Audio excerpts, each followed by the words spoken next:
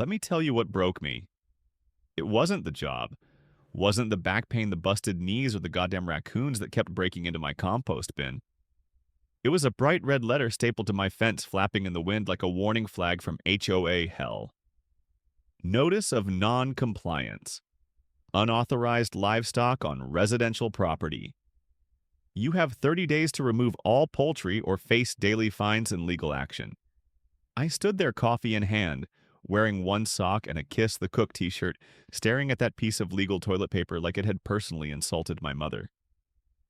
Behind me, Rosie, my head chicken, gave a solid balk like she was backing me up. I turned around, looked her dead in the eye, and said, "Well, Rosie, I think it's time we go to war. I didn't move here to fight. I moved here to get the hell away from everything. City traffic, office politics, HR seminars where people say, let's circle back, and no one ever circles back. I bought this place with the last of my sanity and a good chunk of my retirement. Just me, a fixer upper cabin by the woods, a rusty truck, a bunch of homegrown tomatoes, and a dream live cheap e-tags talk to chickens. That's it. That was the whole plan. But no, apparently peace is illegal in this zip code. Because you know who hates peace. Her name's Kimberly Halton. HOA president, two-time Miss Teen Tri-County finalist, full-time tyrant in yoga pants and a pink blazer. Drives a Lexus she can't parallel park, walks like every sidewalk belongs to her mother, smiles like she's about to sell you timeshare in hell. I first saw her 3 months ago. I was planting marigolds next to the chicken coop. Apparently, marigolds attract bugs away from chickens. Or maybe that was some hippie blog lying to me when she strutted up the gravel path like she owned the damn mountain. Clipboard in hand, sunglasses the size of a dinner plate. She didn't say hi. She just squinted at my coop like it farted in church and said, "I hope you're planning to remove that." I wiped sweat off my brow, looked at her, looked at the coop, and asked the only logical question. Remove what, the chickens or the entire structure? She blinked, didn't laugh, didn't even fake laugh. HOA guidelines strictly prohibit livestock. Poultry included. I raised an eyebrow. What about cats? I've seen at least 5 cats around here. Cats kill songbirds. My chickens are vegetarian. She didn't even flinch. I'll be filing a formal notice. Expect correspondence. And just like that, she click-clacked back down the hill, heels digging into the gravel like she was marking her territory. Now, here's the thing. HOA's got rules. Fine. I knew that when I bought the place, but my realtor swore up and down this lot was technically exempt because it bordered a zone without full enforcement. Sorry Kimberly didn't care. She was the kind of person who puts former pageant finalist in her email signature and thinks chickens are just poor people parrots. So now we're here. Me, Luke Harrison, ex-electrician, part-time farmer, full-time pissed off. And 6 chickens who just got classified as a threat to suburban order. I stood there that morning looking at the warning letter at Rosie at the rising sun over the lake and realized something. This wasn't just about chickens. It was about freedom, about dignity, about telling Karen she can't control the damn sky just because she bought a weather app. And if she wanted a war, well, she just declared it on a man with a coop, a grudge, and high-speed internet. People think when a man moves to the country, it's because he wants to find himself. Bullshit. I moved out here because the city was grinding me into drywall dust, burnt out, fed up, one bad Zoom meeting away from tossing my laptop out a 6-story window. I used to be a commercial electrician. 15 years of crawling under buildings, rewiring hospitals and strip malls, dealing with contractors who'd sell their mother for a lunch break. When your stress levels are higher than the voltage you're working with, time to bounce. I sold my house, cashed out what I had left, and bought myself a plot of land with a crooked cabin, no neighbors, and a suspiciously quiet realtor. I remember the first night. Crickets so loud it felt like they were inside the walls. No sirens, no car horns, no upstairs neighbors stomping like sumo wrestlers. Just me, a mattress on the floor, and the sound of the wind, not caring who I used to be.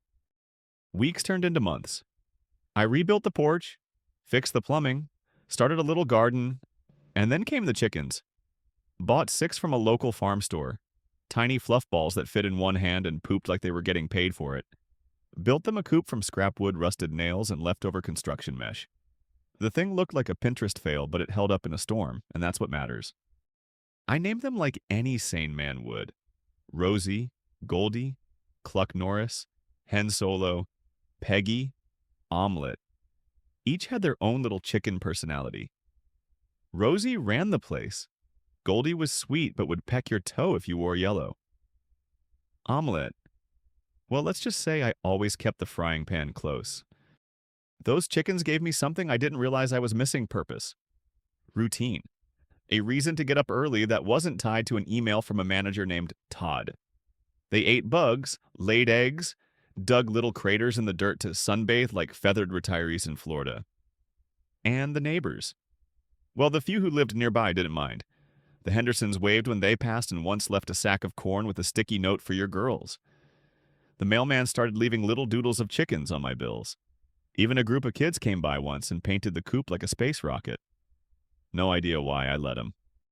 It was working. For the first time in decades, I was building something for me. No bosses, no clients. Just quiet mornings, warm eggs, and the occasional dust bath explosion. But like all good things, it didn't last. It started small. A Lexus parked too long at the end of my drive. A woman with sunglasses and a clipboard standing way too still like a birdwatcher with a grudge. A drone buzzing suspiciously low over the coop. The air shifted.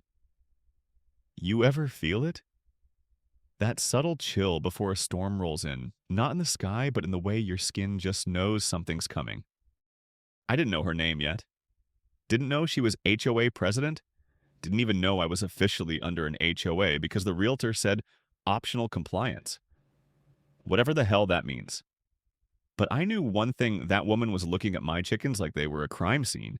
And when a woman with a clipboard and no smile shows up out here, it never ends in peace. I told Rosie that night while we watched the sunset from the porch. Some folks collect stamps. Some folks collect grudges.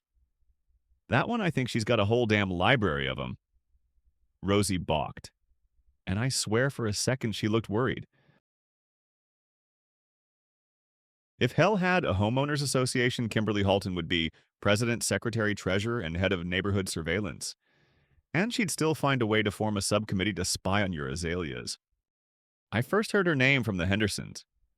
Nice folks mid-70s still mow their own damn lawn and drink whiskey on Fridays. I asked about the woman with the Lexus and the clipboard. Mrs. Henderson leaned in like she was about to tell me the secret to eternal life and whispered, "That's Kimberly. She runs the HOA," Mr. Henderson added, without looking up from his beer. "And if you value your sanity, son, stay off her radar." Too late. A week later it started. At first I thought it was coincidence. The local Facebook group Pine Lake Proud started lighting up with posts like, "Does anyone else hear animal noises in the early morning? It's disturbing my meditation practice." Namaste Lover 86, concerned about sanitation issues. Chickens carry mites right. Karen Files. Official. Should we organize a noise and smell audit? Halton rules subtle, like a chainsaw in a library. Then came the photos. A whole Google Drive folder titled Harrison Backyard, 2024. Angled shots, zoomed-in images of my coop, my compost. Even my boots left out to dry. One had Rosie mid-squawk with the caption, "Decibel level estimated at 60 dB. Violation. I laughed so hard I almost dropped my sandwich. That is until a certified letter showed up 3 days later. Formal citation, HOA violation code 5.2.4. Unauthorized livestock, code 6.3.1. Non-permitted outdoor structure. Code 7.1.8, unregulated sound emission, exceeding recommended residential decibel levels between 6 SOAR to 9 ZIZOA AM. Accompanying fine $225, plus a charming sticky note. We trust you'll comply without escalation. Chaos H. She drew a damn smiley face. Now I'd been patient. Polite even. But when you're trying to enjoy your morning coffee and you get a letter suggesting your chicken is violating sound emission law, something breaks. I went to the HOA office, really just a rented out unit next to a failed frozen yogurt shop. Kimberly was there, blazer ironed within an inch of its life, lipstick sharp enough to file a key, clipboard in hand, like always. She didn't look surprised to see me. "Mr. Harrison, we've been expecting you." "Well, good. Saves me the trouble of kicking your door in." She smiled. "There's no need for hostility. This is simply about maintaining standards." "Harmony?" I gestured toward the folder on her desk. "You call stalking my coop at 6 a.m. Harmony?" She didn't blink. "Noise carries, Mr. Harrison, especially in peaceful communities." I leaned in. "So do lawsuits." She blinked once, a twitch in the jaw. Barely noticeable. But I saw it. That crack in the mask. When I got home, there was another letter in my mailbox. Not certified this time. Just printed. A petition. Residents of Pine Lake Meadows request the removal of unauthorized poultry to restore peace and public health. 13 signatures. Half I didn't even recognize. The kicker respectfully submitted by your Pine Lake HOA president, Kimberly D. Halton. That night, I had 3 beers, 1 egg sandwich, and a long stare at the stars. I thought about backing down, selling the chickens, playing nice. Then I looked over at Rosie, asleep in her little coop, like the fluffy anarchist she was. And I remembered what my dad used to say, "Son, some people use rules to build things. Others use them to trap people." So I stayed up till 3 a.m. Laptop open, fingers flying, HOA bylaws, county zoning codes, federal regulations, ADA compliance, emotional support animal statutes. I went deeper than a Reddit thread about flat Earth. And somewhere between page 143 of the HOA Charter and a USDA poultry guide from 1999, I found a crack, a small one. There's a certain power in knowing the exact paragraph that protects your chickens from a Karen. It's like discovering a cheat code in a game, only instead of infinite ammo, you get legal exemption from HOA noise citations. After the 3rd beer that night, I almost gave up. The laws were a mess, stacked like Jenga blocks written by bored lawyers and angry gardeners. But somewhere between a guide to reasonable livestock enforcement and a half-broken USDA link, I found it. Page 12 of a federal SHUDI document, Emotional Support Animals. ESAs are not considered pets, and housing providers, including HOAs, must provide reasonable accommodation under the Fair Housing Act, provided the need is verified by a licensed medical professional. My jaw dropped. "So you're telling me all I need is a letter and Rosie's basically a therapy chicken?" I wasn't messing around. Next day, I booked an appointment with Dr. Freeman, a therapist, who once diagnosed me with burnout, mild insomnia, and chronic rage at bureaucracy. We hadn't talked in 2 years, but he remembered me. I walked in and said, "Doc, remember when I said I'd lose it if one more person micromanaged my life?" "Yeah, it was a chicken that saved me." He blinked once, then nodded like he'd heard worse. I left with a signed letter stating Mr. Harrison suffers from anxiety and burnout related to prior work conditions. The presence of his animals provides emotional regulation and therapeutic benefit. Species listed poultry Gallus domesticus. I walked out of there feeling like I'd just weaponized a feather. Next stop, county clerk's office. I filed official ESA documentation under my property records. Then I walked straight to the HOA mailbox and slid in an envelope marked Reasonable Accommodation Request Pursuant to Fair Housing Act. 42 U.S.C., paragraph 3604. Inside was a copy of the therapist's letter, 3 pages of federal compliance law, and a sticky note that said, "Your move, Madam President." Luke. Karen's response came in exactly 2 days. This time, not a fine. A meeting request. The HOA board invites you to a special review session regarding your submitted ESA claim translation. We didn't think you'd fight back, but now we're sweating. So let's pretend we're in control. I showed up to the meeting in a flannel shirt, work boots, and a folder thicker than a college textbook. Kimberly was already seated, arms crossed, lipstick sharper than usual. The board members, 5 people who looked like retired high school principals, stared at me like I brought a rabid skunk into their bake sale. Karen opened with her usual ice-smooth tone. "We're concerned this claim may constitute abuse of ESA policy." I pulled out Exhibit A federal guidelines. "Not your call. A licensed therapist made the determination, not a neighborhood book club." One board member coughed. Another looked at his shoes. Karen tried again. "There's still the matter of sanitation. Chickens pose health risks. I dropped a report from the local ag extension office. My coop passes all standards. Waste is composted. No rodents. And frankly, Karen, my chickens bathe more often than your HOA truck." Gasps. That got a chuckle from the old guy at the end. I think his name was Ron. Karen doubled down.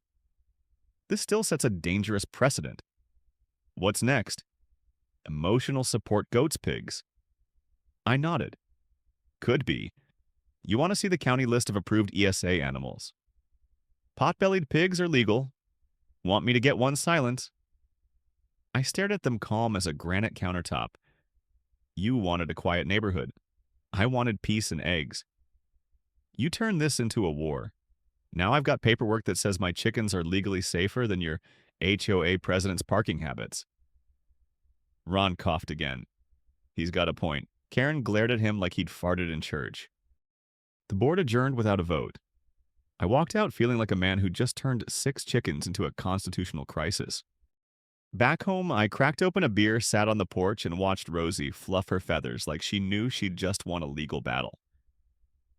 I raised my bottle toward the coop, to emotional support and emotional destruction. But peace never lasts long with Karen. That night, the Facebook group exploded. Man weaponizes mental health to keep livestock. How did we let it come to this, just your chicken tyranny? And in the distance, under the hum of crickets and pine trees, I heard the sound of Karen planning her next move, probably with scented markers and legal pads.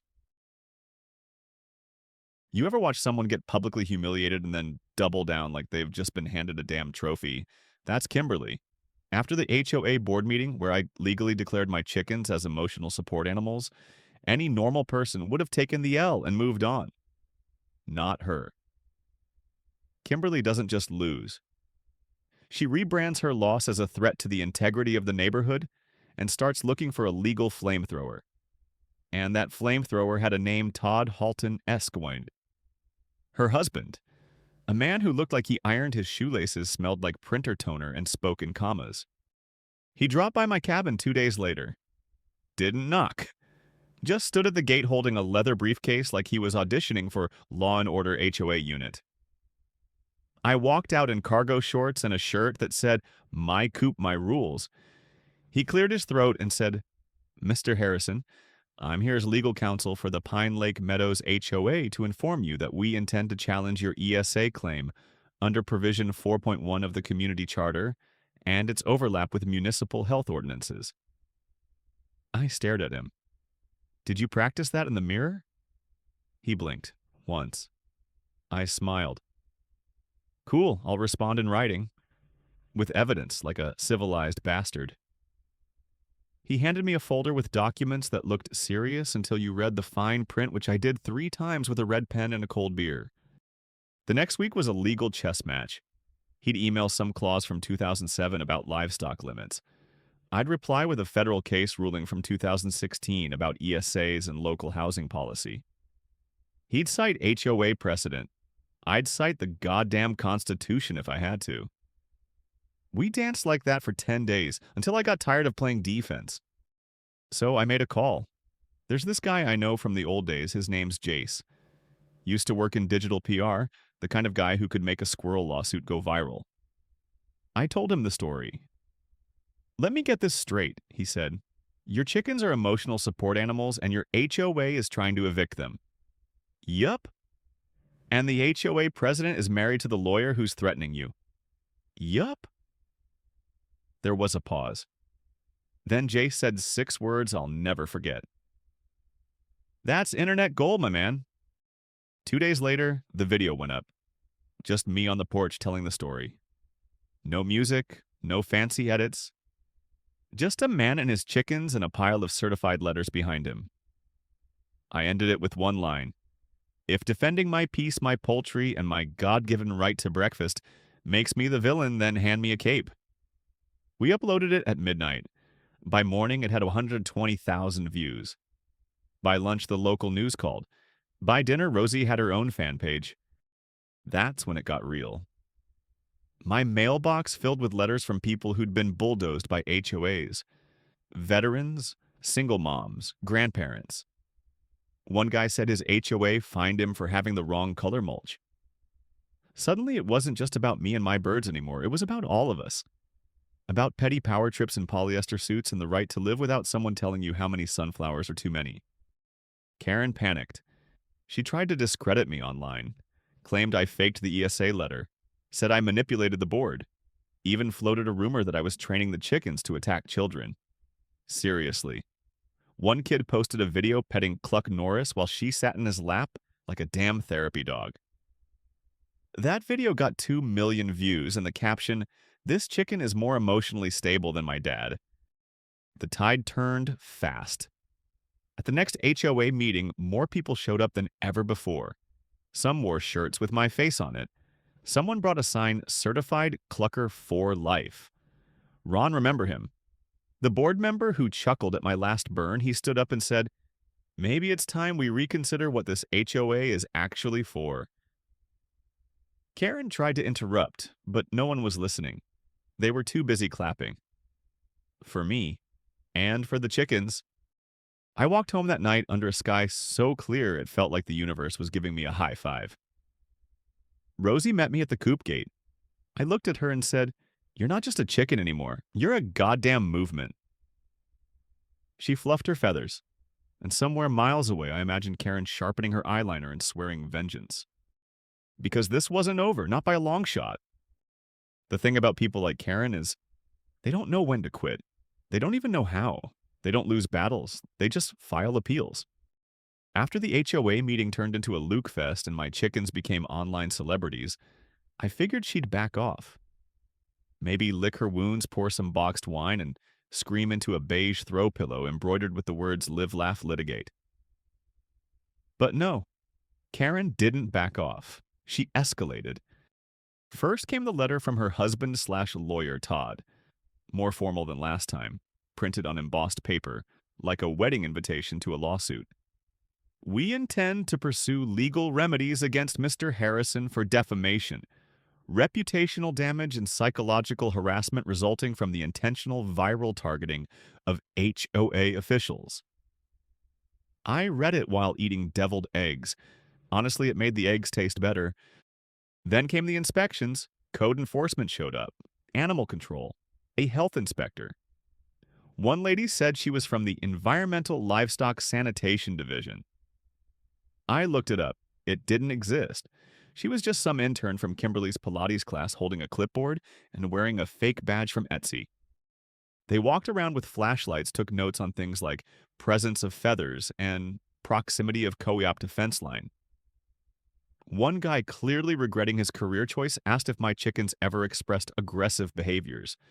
I said, "Only when someone tries to take their eggs." He nodded solemnly and scribbled something down like he'd just cracked a murder case. But the real kicker, Karen, went to the press. She sat down for an interview with the local paper and said I was abusing loopholes in disability law, turning neighbors against each other, and weaponizing social media to intimidate a peaceful community leader. Peaceful. This woman had a drone over my house before Amazon did. The article ran with the headline, "Pine Lake HOA President Faces Backlash from Chicken Mob." The photo was gold.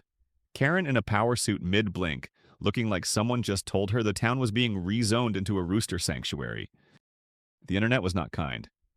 Comments poured in. "I trust the chicken more than her. This lady needs therapy, not litigation. Bet her HOA fines clouds for being too fluffy."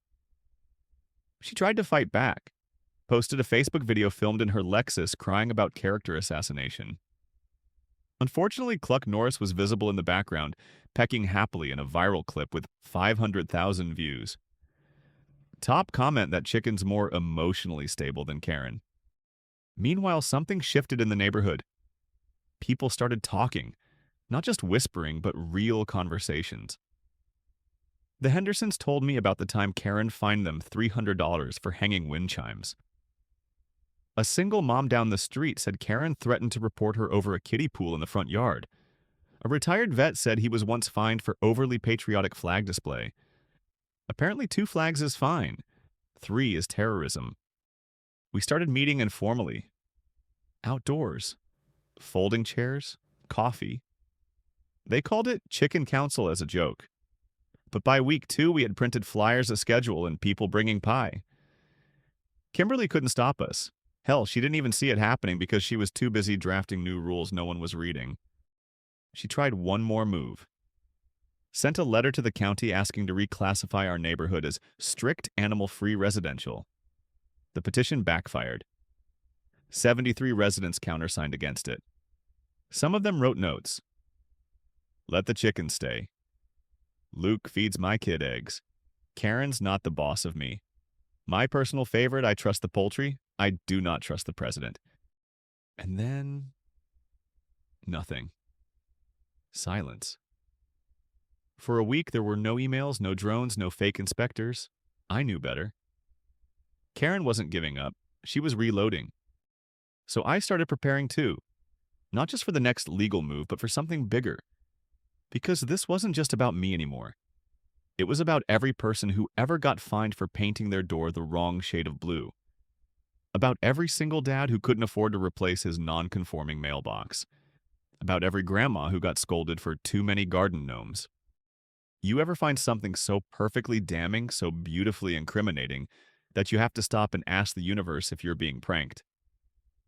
That was me staring at a stack of HOA meeting minutes from 2019. Specifically, Agenda. Item 4.2. Emergency Poultry Co-op Removal. Biological Waste Oversight. Waiver? Yeah, turns out Karen and her HOA buddies had once ordered the destruction of a family's chicken coop without notifying the county's sanitation department, meaning they broke the very regulations she was using to come after me. Oh, the taste of that hypocrisy better than fresh eggs. How did I get these records? Simple. Ron. Remember him, board member? Chuckled at my burns. Retired librarian with a nasty dislike for tyrants and pink blazers. He came by my cabin with a folder, a thermos of black coffee, and one sentence. Figured you'd know what to do with this. I spent the next 3 hours cross-referencing every line with county code. It was airtight. Karen and the HOA had authorized a co-op demolition without or proper biological waste assessment, resident notification, or any documented sanitation plan. Worse, they forged a waiver signature. That's not just a policy violation, that's a criminal offense. I called the county health office, asked a few innocent questions, dropped a few document numbers. The lady on the line paused and said, "Hold, please." 30 minutes later, I was forwarded to a legal investigator. He asked me to email what I had. I did. Then I waited. 2 days passed, then the hammer dropped. An official notice was posted at the HOA office investigation pending, sanitation compliance audit, per section 14.7 of County Code. Translation, the county was coming in. Full inspection, full audit, and they weren't just looking at my chickens. They were looking at everything Karen had touched for 5 years. The neighborhood buzzed louder than the drone she used to spy on me. The Hendersons brought popcorn to my porch. Ron brought folding chairs. Even Todd, her husband/lawyer, started parking his car 2 blocks away, probably so no one egged it. One guy brought actual eggs. I had to talk him down. We weren't going violent, we were going legal. Then, a miracle. The HOA called for a special emergency assembly. Basically, Karen was cooked, and we were invited to the feast. It was held at the community center. Usually these meetings had 10 people tops. That night, there were over 70. Old folks, young families, teenagers who just wanted the Wi-Fi password. I walked in with Rosie in a crate beside me. Why? because if Karen was going down, I wanted the star of this saga present. Karen tried to open with grace, stood at the podium like a kindergarten principal about to scold the class, said words like miscommunication, operational error, and deeply regretful oversights. Nobody clapped. Ron stood up. Is it true you authorized property entry without county clearance? Karen squirmed. I was acting on information provided at the time. He cut her off. Is it true the HOA forged a sanitation waiver silence? A woman in the front gasped. Karen didn't deny it. She just blinked and swallowed. Then I stood up, held up the documents Ron gave me. I didn't want to fight. I just wanted eggs. You pushed, you lied, you broke your own rules, and now the county's coming. So here's my recommendation: resign tonight and let the neighborhood breathe.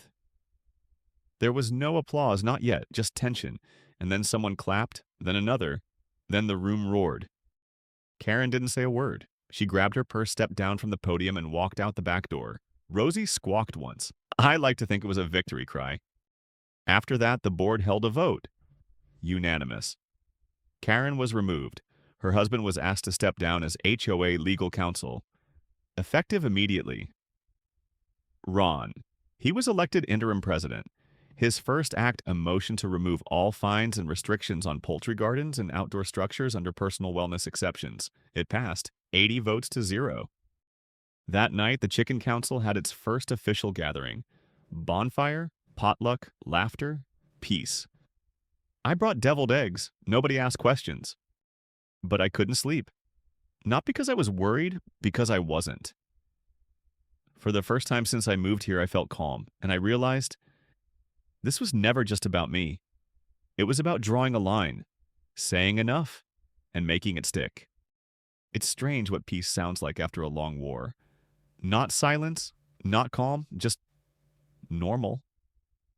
Chickens clucking in the morning, wind through pine, kids laughing down the trail, a neighbor calling out eggs today like it's the weather forecast.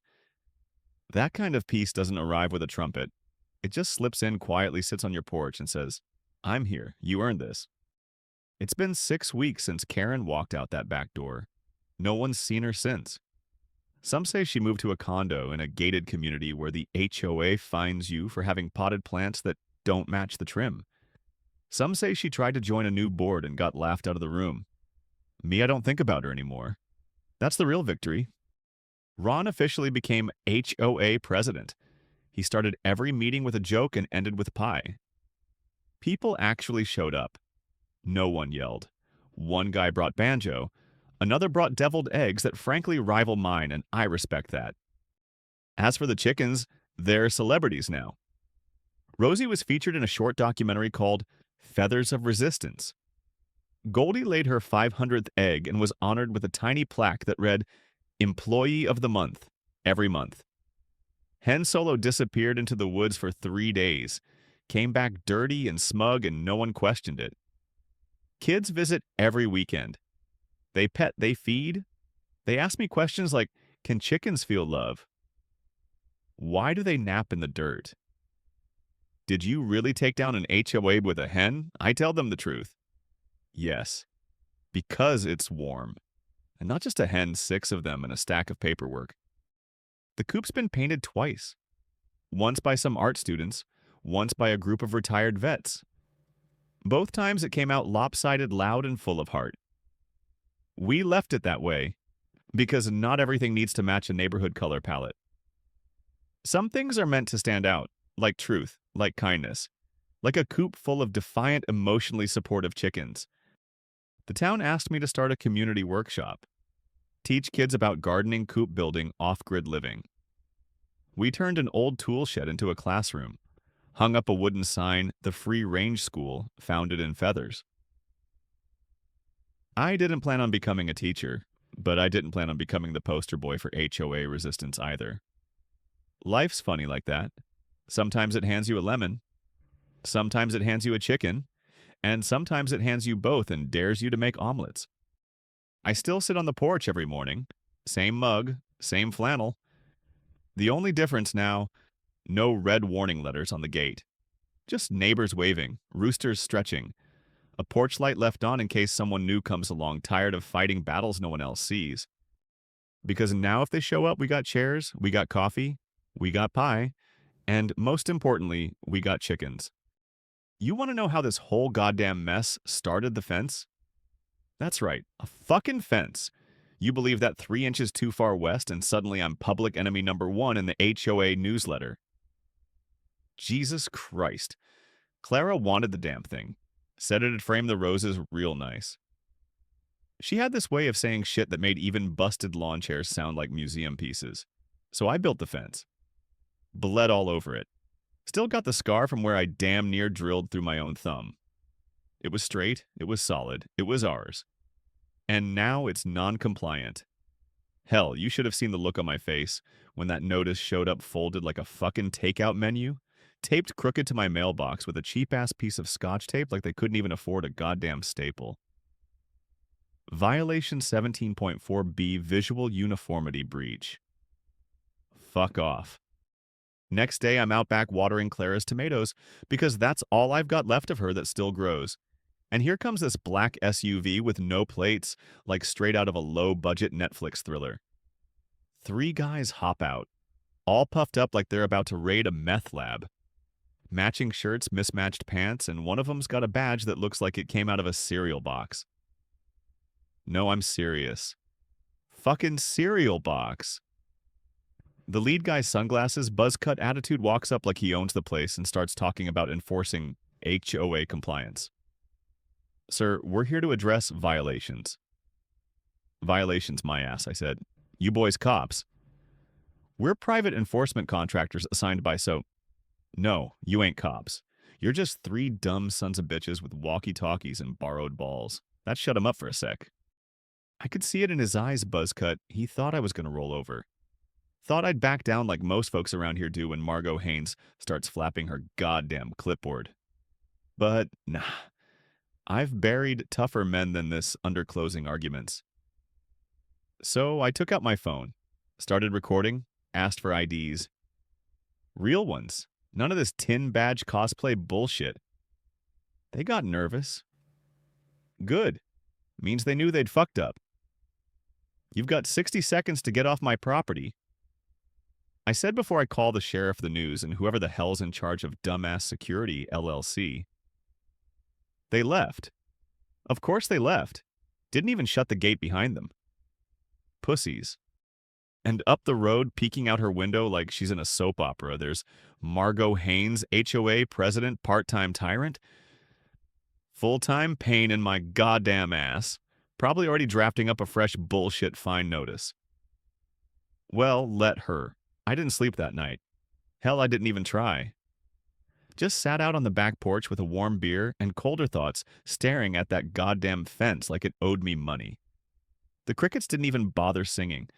Maybe they knew something was coming. Maybe I did too. Around 2 a.m., I walked the property line with a flashlight in one hand and Clara's old 38 in the other. Not because I expected those jackasses to come back, but because I wanted them to. I was itching, not for a fight, for clarity. For something that made sense in a world where a fucking garden fence could trigger a suburban coup. By morning, I had a plan. Step 1, paper trail. I dug up every letter, email, fine notice, and HOA newsletter I had from the last 5 years. Spread them across the kitchen table like crime scene photos. Jesus. I'd ignored half this shit when Clara was alive, figured she'd keep them in order. She did. But now they read like breadcrumbs in a fairy tale written by psychos. Violation here, citation there, yard aesthetic deviation, excessive seasonal display. One even flagged me for a flag. A goddamn American flag. Apparently it was too large. I laughed so hard I choked on my coffee. Step 2. Find out who the hell authorized 3 goons to come storming into my yard like I was cooking meth behind the shed. I called the HOA office. Nobody picked up. I emailed. Auto reply. I texted Margot. She replied with a thumbs up emoji. A fucking emoji. That's when I knew this wasn't just about the fence, or aesthetics, or compliance. This was personal, or worse, strategic. Margot was testing me, testing if the old man on Magnolia Lane would bark or bite. She wanted the land, and I had a real nasty feeling she wasn't working alone. So I drove to the county clerk's office. The real one. Government building, dusty floors, angry receptionist. I've known the clerk there, Janice, for 30 damn years.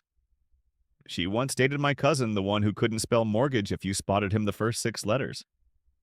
Ray, she said, looking up from her desk like I'd just risen from the grave. You die and come back for property records or what? Both, I said. Someone's trying to push me off my land, and I think they're using the HOA as cover.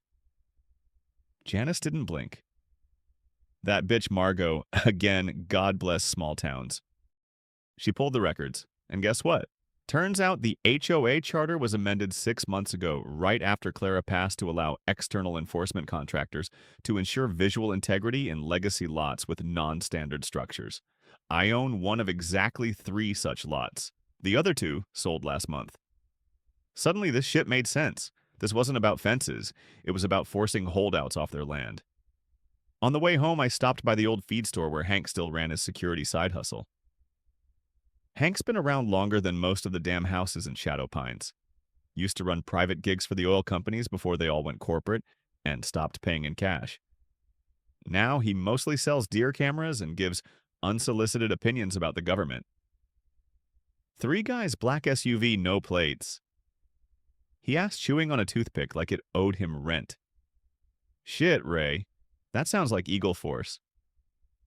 Eagle? What now? Eagle Force Security. Bunch of weekend warriors with shaved heads and small dicks. Margot hired him for the fall festival last year, kicked out a 10-year-old for having glitter in her hair. Said it violated sanitation protocol. I just stared at him. I swear to God, he said, you can't make this shit up. Bingo. I had a name. Eagle Force Security. Didn't sound like much, but I knew how these things worked.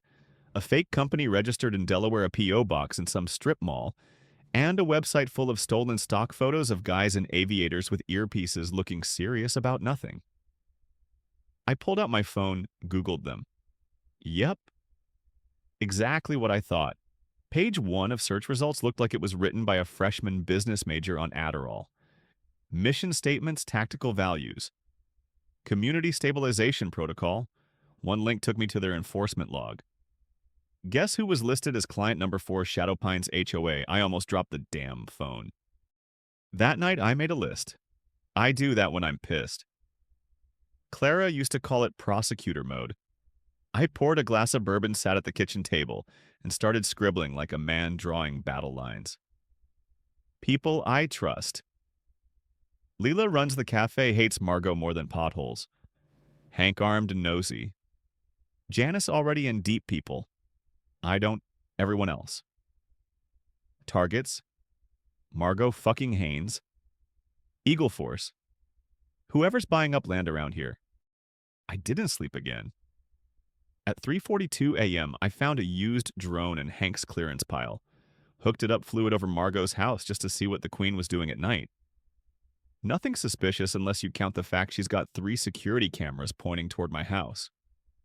One even zoomed in when the drone got close. I smiled. Bitch just confirmed she's scared?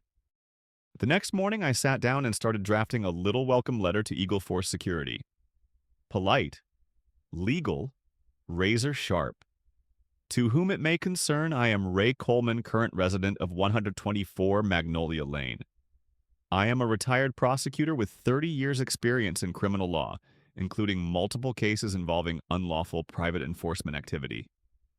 I have documented your unauthorized presence on my property, including attempted impersonation of law enforcement. Footage is time-stamped and geotagged.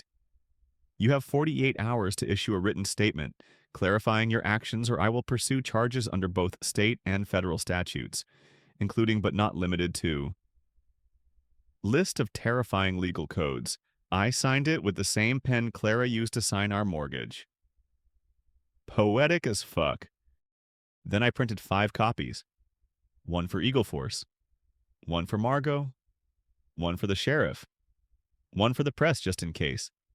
And one for me to frame after this is over. because I wasn't just fighting a HOA fine anymore. I was going to burn their whole goddamn playbook to the ground. I mailed the letters out just before dawn, sheriff's copy hand-delivered with a donut, and enough side-eye to make him choke. He said he'd look into it, which is sheriff speak. For, if it gets messy enough, maybe I'll pretend I saw something. No surprise there. Around here, folks don't pick sides until someone's bleeding. By noon, I got my answer. Not from the sheriff, not from Eagle Force, from Facebook. More specifically, the Shadow Pines HOA Community Updates page, aka Margot's personal propaganda sewer. There it was in bold caps right under a stock photo of a smiling neighborhood concerned citizens. Report hostile behavior from local resident. We regret to inform residents that a pattern of aggressive conduct, including verbal threats, property violations, and potential weapons possession, has been observed at 124 Magnolia Lane. Our priority remains community safety. I nearly choked on my goddamn sandwich. And of course, she included a blurry photo, me standing in my driveway, phone in one hand, other hand mid-gesture like I'm casting a spell. Taken right after I told the rent-a-cops to go play mall security somewhere else. Out of context, I looked like a lunatic who just discovered 5G. Then the comments started rolling in. I've always thought he looked unstable. Didn't his wife die? Maybe he's not coping well. That fence does look a bit hostile. We need to think about our children. God bless the suburbs where thinking about our children is code for get rid of the weird old guy who doesn't use Pinterest. That night, Leela slid into my booth at her cafe like a bartender in a spy movie. You seen it yet? She asked, laptop already open. If you mean the HOA hit piece, yeah. That shit show popped up faster than herpes in a frat house. It's worse than you think. She spun the screen. Turns out Margot didn't just post, she ran a targeted ad campaign, boosted it to everyone in a 5-mile radius with HOA keywords. Even tagged community concern and elder mental health. That last one. That lit a fire under my ass. Because that was Clara's fight. She spent years doing outreach for seniors who got railroaded by HOA's banks and compliance consultants. She would have lost her damn mind if she saw me getting branded a danger to the neighborhood just because I wouldn't repaint my damn mailbox Tuscan beige. And here's the thing, I could have taken it. Could have ignored it. Swallowed my pride like bitter medicine and let it blow over. But then I saw one comment that changed everything. Honestly, he's probably got weapons in that shed. Shouldn't someone call the sheriff? Someone did.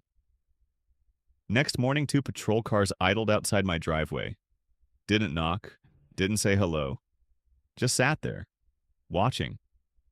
First thing I did was brew a pot of Clara's strong as sin coffee, the kind that could strip paint off a barn door and open my laptop like it was a goddamn sword. I wasn't just going to write a post, I was going to write a goddamn testimony. Caption about that fence. Photo me. In front of said fence. Big ol' grin. Middle finger pixelated just enough to keep Facebook's panties untwisted. Then I started typing. Since the HOA seems so concerned about community awareness, here's some background. Yes, my fence is 3 inches off.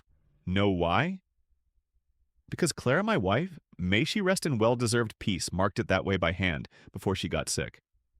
And I'm not moving it. Period. 3 armed men trespassed on my land last week. They wore fake badges, screamed threats, and backed down when I asked for real ID. I have video. So does the sheriff. If protecting a tomato patch gets me labeled a threat to the community, maybe the problem isn't me. Also, quick legal note, impersonating law enforcement is a felony in Texas. Just ask Eagle Force Security, who haven't returned my letter yet. Peace, love, and proper fence lines, Ray C. I didn't expect much. But the post took off like a dog spotting a squirrel on cocaine. Dozens of shares, then hundreds. Leela reposted it with, "Don't poke the bear unless you want a claw to the face." One guy, a vet who got fined for painting his garage door blue instead of cloud gray, commented, "This HOA's been rotten since Margot got the crown. Time we pulled the damn weeds." Another said they fined me for having a garden gnome. A fucking gnome. By noon, I was getting DMs from neighbors I hadn't spoken to in years. Turns out I wasn't the only one they'd come for. A single mom fined $500 for unapproved Halloween decor, aka two pumpkins and a plastic bat. A retired teacher cited for excessive wind chimes. One guy got written up for having his trash can out 8 minutes early. I shit you not 8 goddamn minutes. Shadow Pines was full of bruises. Mine just happened to bleed loud enough to wake everyone up. So I made a new list. People to talk to. The vet with the garage door. Gnome guy. Wind chime lady. Next move. Host a neighborhood coffee and clarification meetup at Leela's Cafe. Real casual, no signs, no flyers, just folks who wanted to say, you too. Yeah, me too. Meanwhile, Margot doubled down. She posted a rebuttal that read like it was written by a PR firm on Xanax. The HOA remains committed to community harmony and regrets that certain individuals have chosen to weaponize social media. Weaponized lady. I'm a retired prosecutor. Social media is the tamest weapon I've ever held. Try cross-examining a cartel hitman in open court. This is light cardio. That night, I walked past the fence again, ran my fingers along the wood Clara had stained herself. I smiled because I wasn't alone anymore. And tomorrow, I was going to turn that fence, the one they hated so much, into a goddamn banner. The meeting at Leela's Cafe wasn't fancy. No name tags, no RSVP, no free muffins. Just coffee, burn your throat strong, and a dozen tired-ass neighbors with one thing in common. They'd all been hit by the HOA hammer. Old Mrs. Klinger came with a folder thicker than a phone book. These are all my finds, she said. Voice like gravel. Since 2019, trash cans, wind chimes, a seasonal wreath that was apparently too secular. One guy pulled out a printout of his own yard from Google Maps. They mailed me a violation using this. I hadn't even mowed yet. It was raining. Another neighbor, Latino ex-military, spoke up for the first time. They told me my truck made the neighborhood look low income. Silence. Then son of a bitch, I muttered. It's not just harassment, it's targeting. We started connecting dots, dates, names, property sales. Turns out every person fined hardest in the last 18 months lived on a certain east-facing block, or owned corner lots, or interestingly had homes backing up to an empty field Margot once called an eyesore. She's trying to clear us out, I said. Piece by piece. Leela nodded. Make it look like normal attrition, then sell the lots to her developer buddies for cheap. And then someone said something that flipped the goddamn table metaphorically, but barely. There's a new HOA committee, said Roger from Oakwood Drive. Compliance Expansion Board. Just 3 members. They get to fast-track enforcement votes. Who's on it, Margot, obviously. Her cousin. And some guy named Rick Vaughn. Rick, who real estate attorney. Just moved here. Never met him. But he sure signs a lot of letters. I pulled out my phone. Googled Rick Vaughn Shadow Pines. First result, board member, Shadow Pines HOA. Second, legal rep for Southern Horizon Developments. Click. Boom. Same company that bought 3 properties last quarter on our street. And just like that, the game changed. This wasn't just power-tripping bullshit anymore. This was a land grab. Margot was running a play fine. The right people make them uncomfortable, drown them in bureaucracy, then swoop in and buy low. She'd weaponized the HOA to flip the whole damn neighborhood like a foreclosure buffet. How do you want to handle this? Leela asked me, eyes sharp. I looked out the window. Rain was coming in. One of those slow, heavy Texas rains that didn't wash things away, just soaked everything until it buckled. We do it the old way, I said. Surveillance, documents, pressure. And when the moment's right, we shove the whole damn thing into the sun. That night, I went home and opened Clara's old writing desk. Inside where she used to keep stamps and postcards, I found the notebook she always used when shit got real. On the front cover in her handwriting, if they want a war, make sure they regret asking. So I started writing names, connections, dates, patterns, and right at the top of the page I wrote one word in all caps Rico. First rule of war, never start one unless you've already mapped the exit. That's what Clara used to say. Usually about dinner with her sister, but hell truth's truth. And this wasn't dinner. This was a quiet war. Margot's play was elegant in the nastiest way. Fines, discomfort, isolation, cheap offers, purchase, gentrify, profit. I'd seen drug cartels do the same thing with farmland. Only difference was Margot wore a blouse from Kohl's and smiled while she gutted you.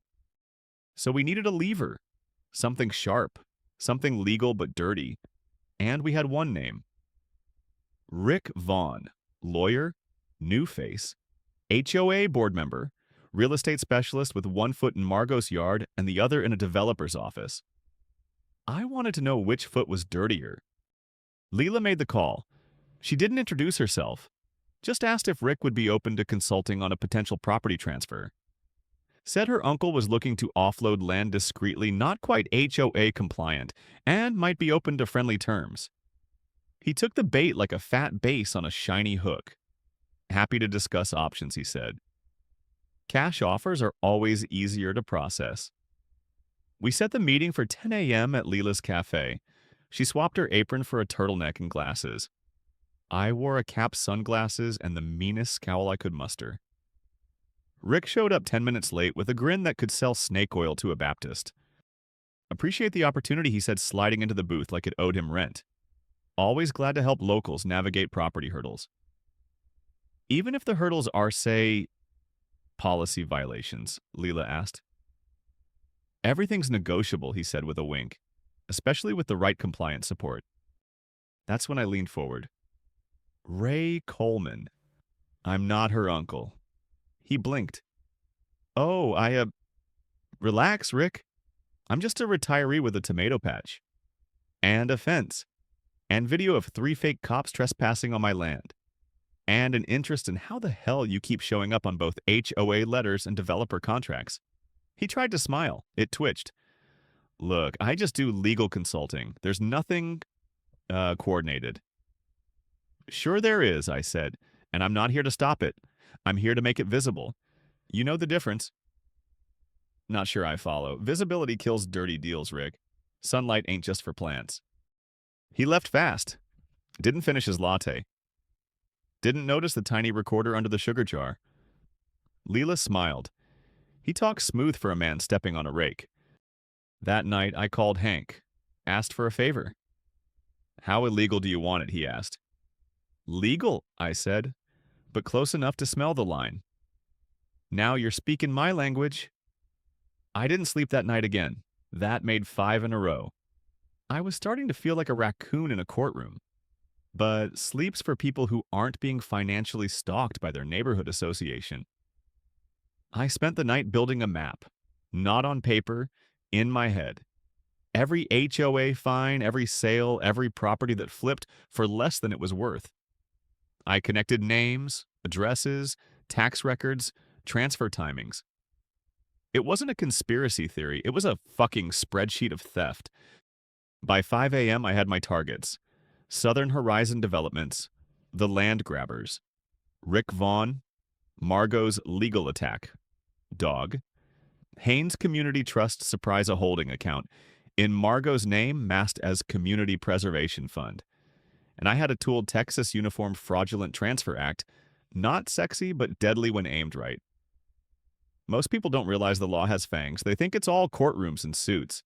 But if you know where to dig, you can bleed a shark without ever stepping in the water. I drafted the letters with care.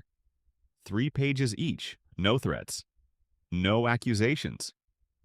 Just precise questions written in the tone of someone who knows the answers already.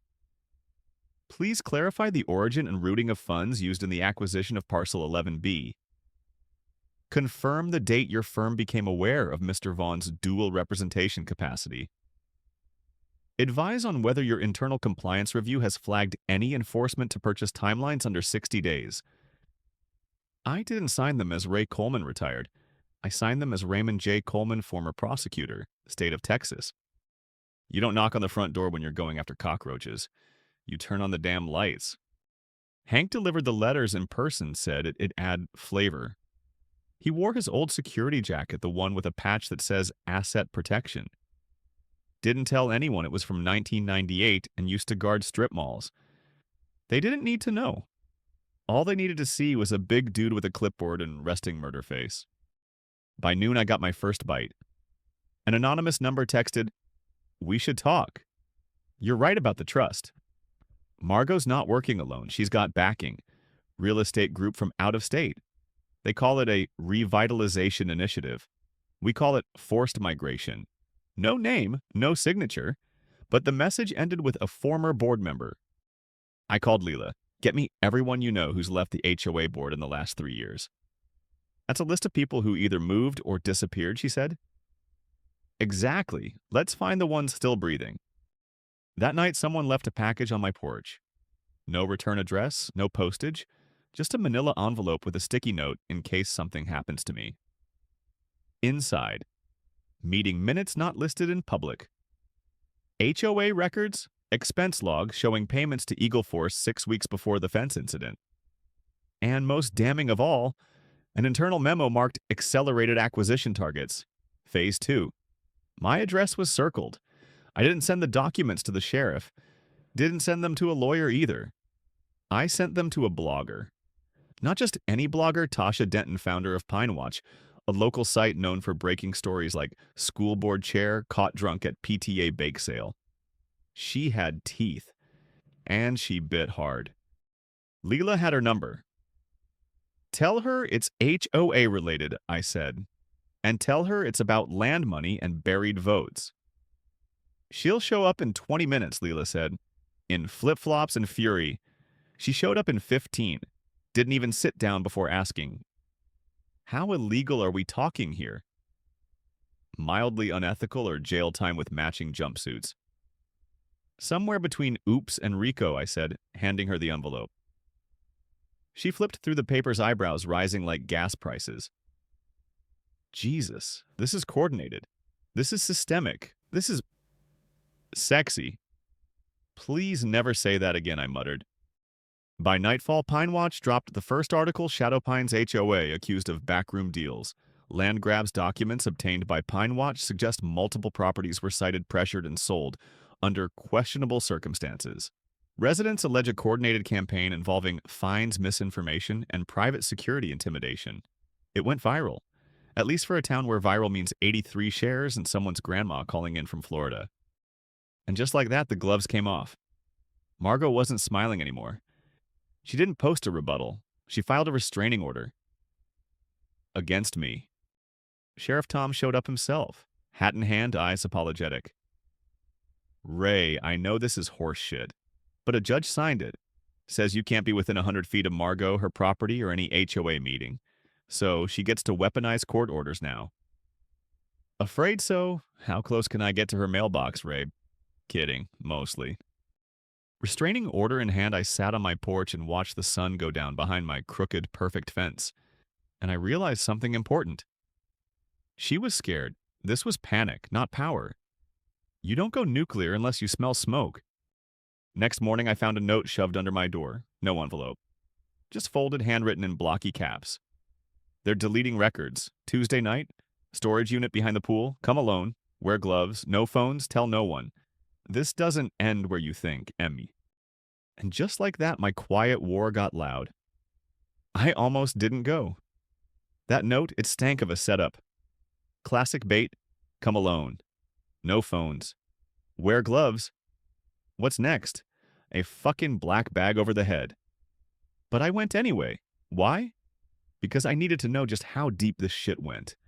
And because deep down part of me wanted to catch someone red-handed and slam them against the wall with the truth. Also, I had the gloves already. Tuesday night, 11:47 p.m.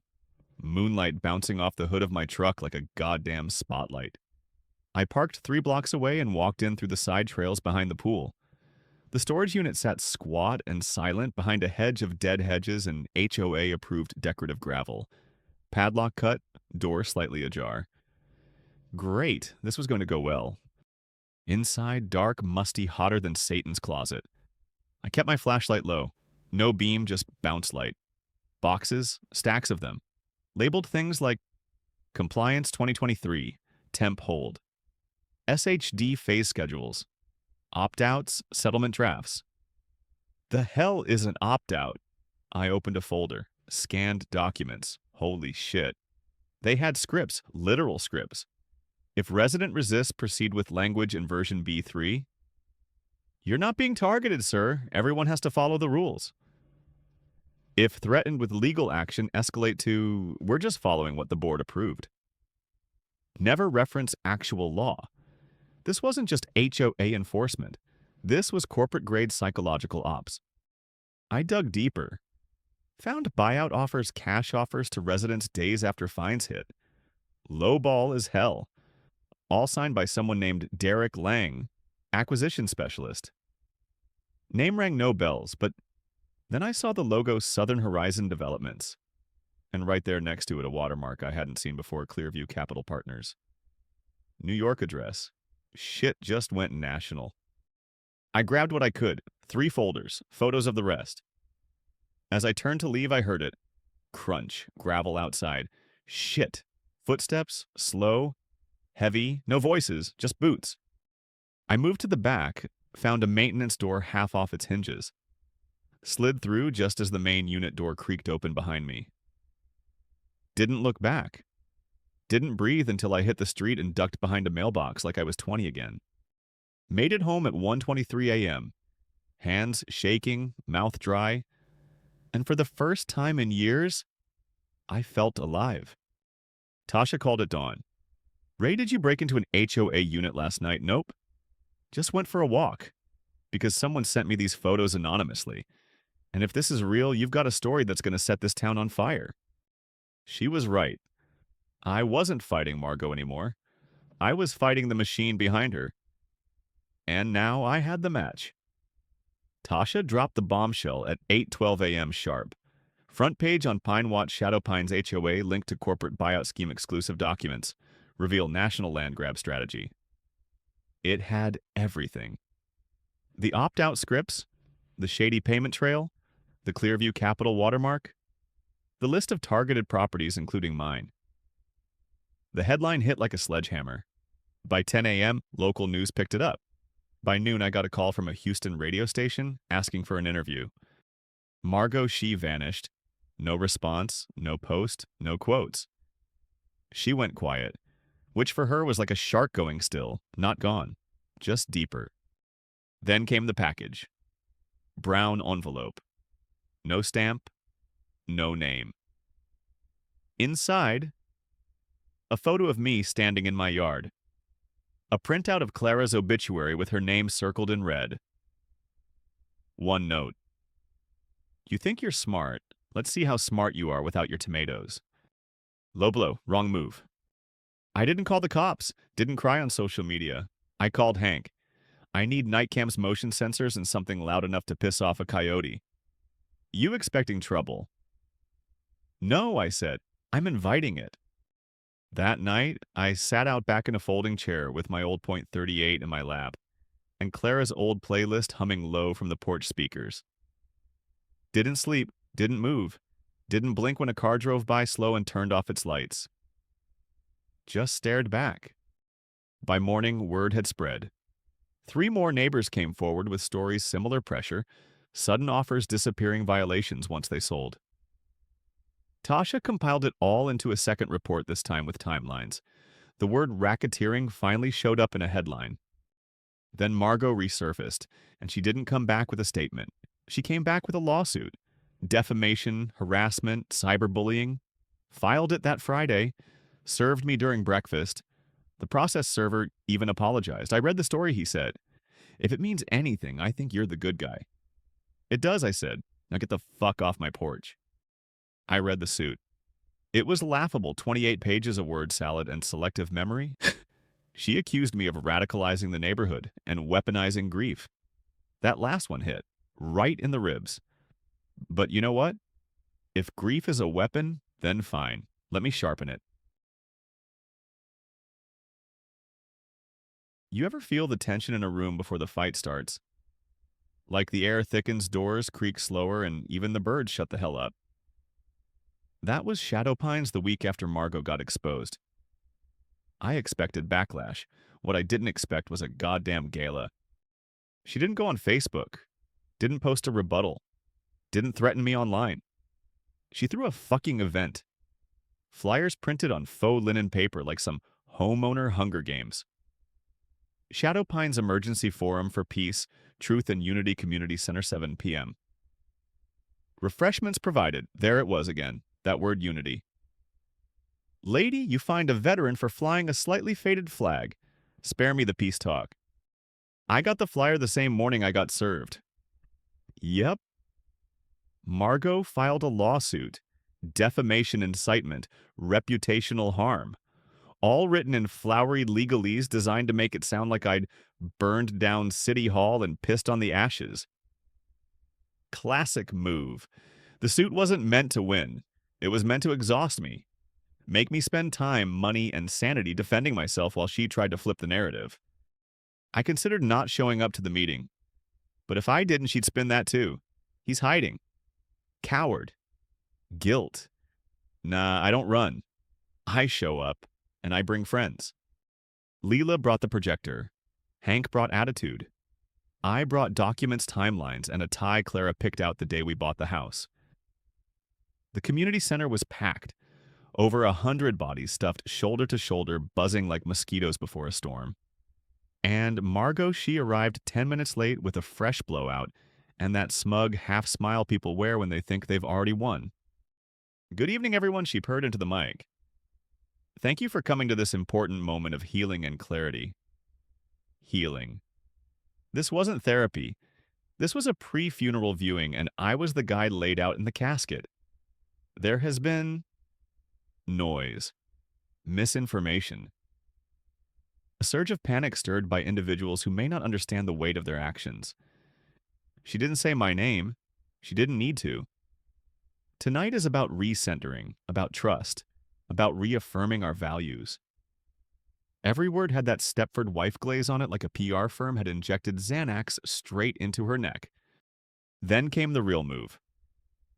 She held up a folder. These are signed letters from residents expressing concern, fear even, about one individual who's created tension in our neighborhood. A low murmur swept the room. In light of these ongoing disruptions and in accordance with our emergency provisions, I am proposing the temporary suspension of this individual's HOA voting rights event access and community privileges, pending litigation. And there it was, the real goal: shut me up, lock me out, make the rest of them afraid to be next. I stood, not in a rage, calm, cold. The room tilted slightly like gravity had shifted. My name is Ray Coleman, I said, and I'm not here to restore order.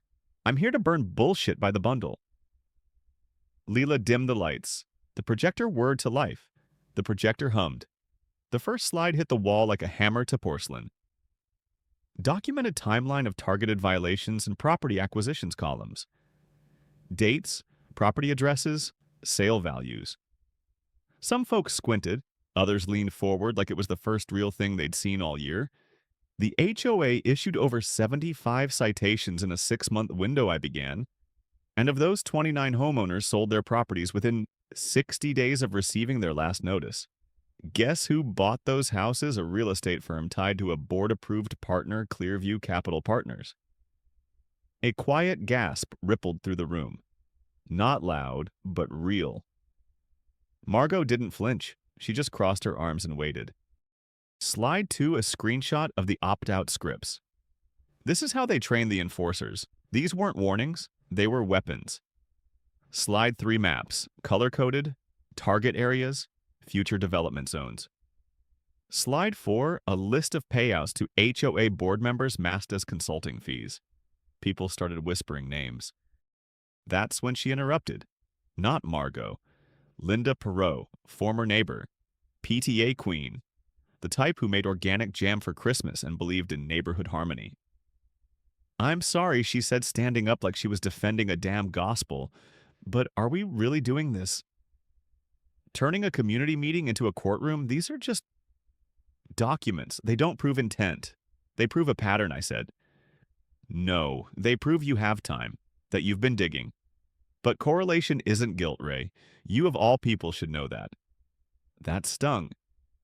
She used to bring Clara soup when she was sick. Now she was throwing legal lectures like a judge at a talent show. Margot didn't even have to speak. She let Linda do the damage. Clever. Some of us just want peace, Linda continued. We don't want this war mentality. Not everyone agrees with you, Ray. You're right, I said. But some people don't have the luxury of ignoring what's being done to them quietly. No one's doing anything quietly. Really, then why are there secret meetings, unrecorded votes, and developer contracts buried under community initiatives? Linda shook her head and sat back down, but not before giving Margot a tight little nod. That's when I saw it. This wasn't about HOA, this was tribal. Us versus them. Old blood versus new money. Silence versus truth. Margot stepped forward like she'd just been handed the mic at her own rally. We appreciate Mr. Coleman's enthusiasm, but let's remember he is under active litigation. He is, as of this moment, no longer a voting member. This is a forum, not a deposition. The audience shifted. Some nodded, some frowned. Some stared at me like I was the town drunk, ranting about aliens in the grocery store parking lot. Then I felt it. The turn. Not everyone, but enough. Enough to question what I'd shown. Enough to wonder if maybe I'd gone too far. Margot saw it too. She smiled. Just a flicker, but it was there. That was the moment I realized I'd won the argument. But she was trying to win the audience, and sometimes that's the real war. After the meeting, people trickled out like they were leaving a funeral they weren't sure they were supposed to cry at. Some looked at me with quiet nods solidarity. Others avoided eye contact altogether. That's what Margot wanted. Not applause, uncertainty. She didn't need them to love her. She just needed them to doubt me. And god damn if it didn't work a little. Leela met me by the vending machine. Her jaw was tight. That Linda speech was planted, yeah, I said, and rehearsed. She used to bring you cornbread, people change. No, Leela said. People get offered something. That night, while the HOA's Facebook group buzzed with vague, "We support our community" posts and passive-aggressive comments about negativity, I got a ping from Hank. She's moving money.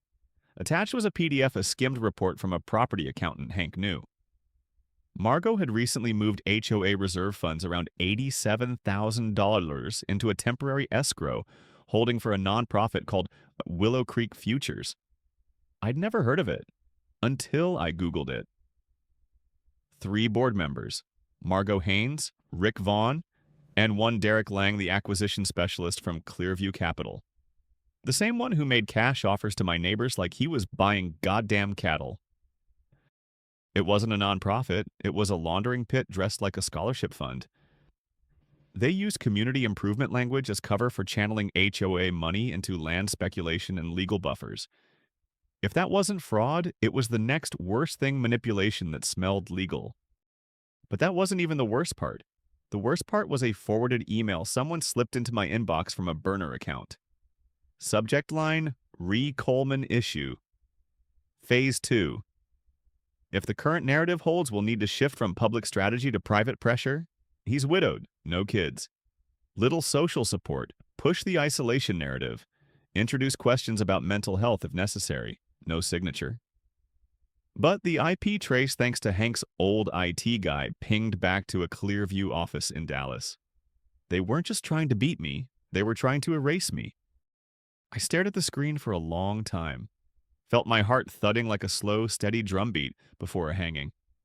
And I heard Clara's voice in the back of my head.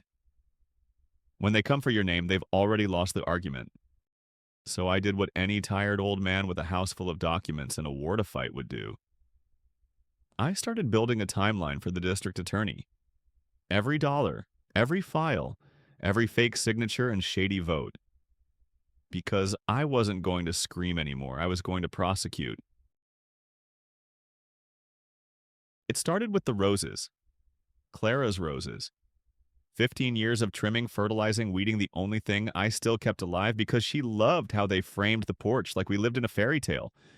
And one morning, they were dead. Every last one of them. Dugout roots exposed, not stomped. Surgically removed. Someone had come in the night, pulled them from the soil, and left them in a neat pile beside the fence like a fucking trophy. I stood there for maybe an hour. No rage, no shouting, just the slow creep of something worse than anger loss all over again. Like they hadn't just killed flowers, they'd killed a connection, one of the last. Hank arrived at 10 minutes after I called.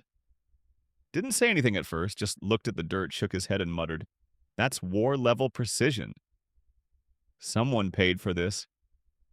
He walked the perimeter, found tire marks, a broken piece of latex glove. They knew where the cameras were, he said. Went around them. That means inside info. You thinking Margot? I'm thinking someone close to her. Maybe someone scared she's going to lose in W. That afternoon, I drove to the sheriff's station. Filed a report. Poi Sheriff Tom looked tired. "Ray, I gotta be honest. You're poking a nest here. This ain't just HOA drama anymore." Never was. "Yeah, but people are getting nervous. That developer lawyer Rick Vaughn just filed a restaurant for what he says you're stalking him." "Filming." Mac, I laughed. Then I stopped. Because he wasn't, Jim. "It'll hold for 10 days, Tom added. "You violate it once, even by accident, it'll stick." That night, the lights in my backyard flickered, then died. Breaker had been pulled and spray painted across the fuse box, "Get out." Leela brought coffee. "I'm staying here tonight. You don't have to shut up." We sat on the porch watching wind roll over the empty garden beds where Clara's roses used. "This ain't about land anymore," she said. "It is," I said. "But now it's also about punishment." "You think they're trying to scare you off?" "No," I said. "I think they're trying to make me crack. So when I go down, I look crazy." Later that day, Tasha from Pine Watch texted you sitting down. She'd been digging into the nonprofit. Turns out, Clearview and Willow Creek Futures weren't just shady, they were actively lobbying for zoning changes. The kind of changes that would allow multi-unit developments on former single-family lots, strip certain older homeowners of renovation privileges, and most importantly, reduce property buyout waiting periods after abandonment. In plain English, if they could declare a house unmaintained or vacant for 30 days, they could force a sale at a board-determined price. Guess whose property had been cited for visible neglect in an anonymous complaint that week? Mine. "They're laying the groundwork," Tasha said. "They want your ranch. Full stop. They're gonna have to take it over my dead body." "That's what worries me," she replied. At 2 a.m., the back gate opened. Motion sensor lights clicked on the new ones Hank installed, and the footage 2 men in hoodies, one with a gas can. They didn't light anything, just poured. Just sent a message. The next morning, Sheriff Tom was back on my porch, hat in hand. "Ray, you need to escalate this legally. That's what I've been doing." "No, I mean federally." He handed me a card. FBI Field Office, Property Crimes Division. "Someone's funding this, coordinating it. It's not just Margot anymore, never was," I muttered. "And Ray, be careful who you trust. I don't think they're done. I think they're just getting reckless." He was right. That night, someone dumped a stack of fake HOA violation letters in every mailbox on the street. All signed, all backdated, all citing me as the reason for community decay. It was working, the whispers, the tension. People who once smiled at me now looked away, like I was radioactive, like Clara's porch was cursed ground. Leela stood by the window, arms crossed. "You sure you want to keep pushing?" "No," I said. "I want to burn the whole fucking system down. Then let's start with Margot's money man." She tossed me a folder. Inside, wire transfers, developer emails. And a name I hadn't seen before. Senator Elaine Durant, District 7, one of Clearview's quiet backers. She wasn't just a donor. She was also the one pushing the zoning bills in the state legislature. That night, I wrote one sentence in my notebook under the words, "Next target, follow the zoning." That's where the power lives. You ever feel that moment before the snap? Not the sound, the tension, like the air gets heavier, like the world's holding its breath. That was me standing in my kitchen staring at the wall where Clara used to hang her grocery list. I hadn't touched it in over a year. Now it had a red X spray painted over it. They'd been in my house. No broken windows, no tripped alarms. But my drawers had been searched. Just enough to tell me they could. Just enough to say you're not safe anywhere anymore. That's when I stopped being angry. I got cold. The next morning, I walked into the FBI field office with a folder full of evidence and a voice that didn't shake. Name Ray Coleman. Nature of complaint. Organized fraud, property coercion, RICO-level shit. You have supporting documents. I brought a goddamn library. Agent Wren took the meeting, mid-40s. Blazer, eyes like she'd seen every trick in the book and was waiting for me to show her a new one. She didn't interrupt, didn't blink, just nodded through the documents, the timelines, the maps, the burner emails. Then she asked one question. Why now? I stared at her. Because they went after my wife's roses, and now I want blood. She smiled. Just a flicker. We'll be in touch. Meanwhile, Margot and Clearview were already on the counterattack. That week alone. A website popped up, shadowtruth.info, claiming I was emotionally unstable, possibly armed and hostile to diversity. Someone created a fake email account pretending to be me sending threatening messages to local board members. And worst of all, Clara's name was posted. On forums, in Facebook groups. His wife died, he's never recovered. Maybe it's time someone helped him get the care he needs. They weren't just trying to ruin me. They were trying to erase who I'd been. Leela was the first to get hit next. Her cafe got a health inspection surprise. Failed it too. Temporary closure for improper labeling. She called me from her car, voice shaking. Ray, they went through my storage room. They took my laptop. Did they have a warrant? They had badges? I didn't ask what kind, Jesus. I'll reopen, I always do. But Ray, this is war now. It was always war. We just stopped pretending. The next casualty was Hank. Not physically, but his name was leaked in a fake article about vigilante intimidation. Photos of him holding a rifle at a legal range were cropped to look like he was patrolling our streets. One of his old employers dropped him from a private contract. And then silence. No emails, no knocks, no letters, no noise. The kind of quiet that isn't peace. The kind of quiet that means they're planning something. That night, I checked the footage from the motion-activated cams around the ranch. One of them had gone dark for exactly 8 minutes the night before. When it came back on, my front gate was open, then closed. I hadn't opened it. Tasha went missing the next morning. Didn't show up for work. Didn't answer calls. Last message she sent me was just a link. No context. The link led to a zip file titled Insurance Policy. Open if I disappear. Inside every document she'd compiled.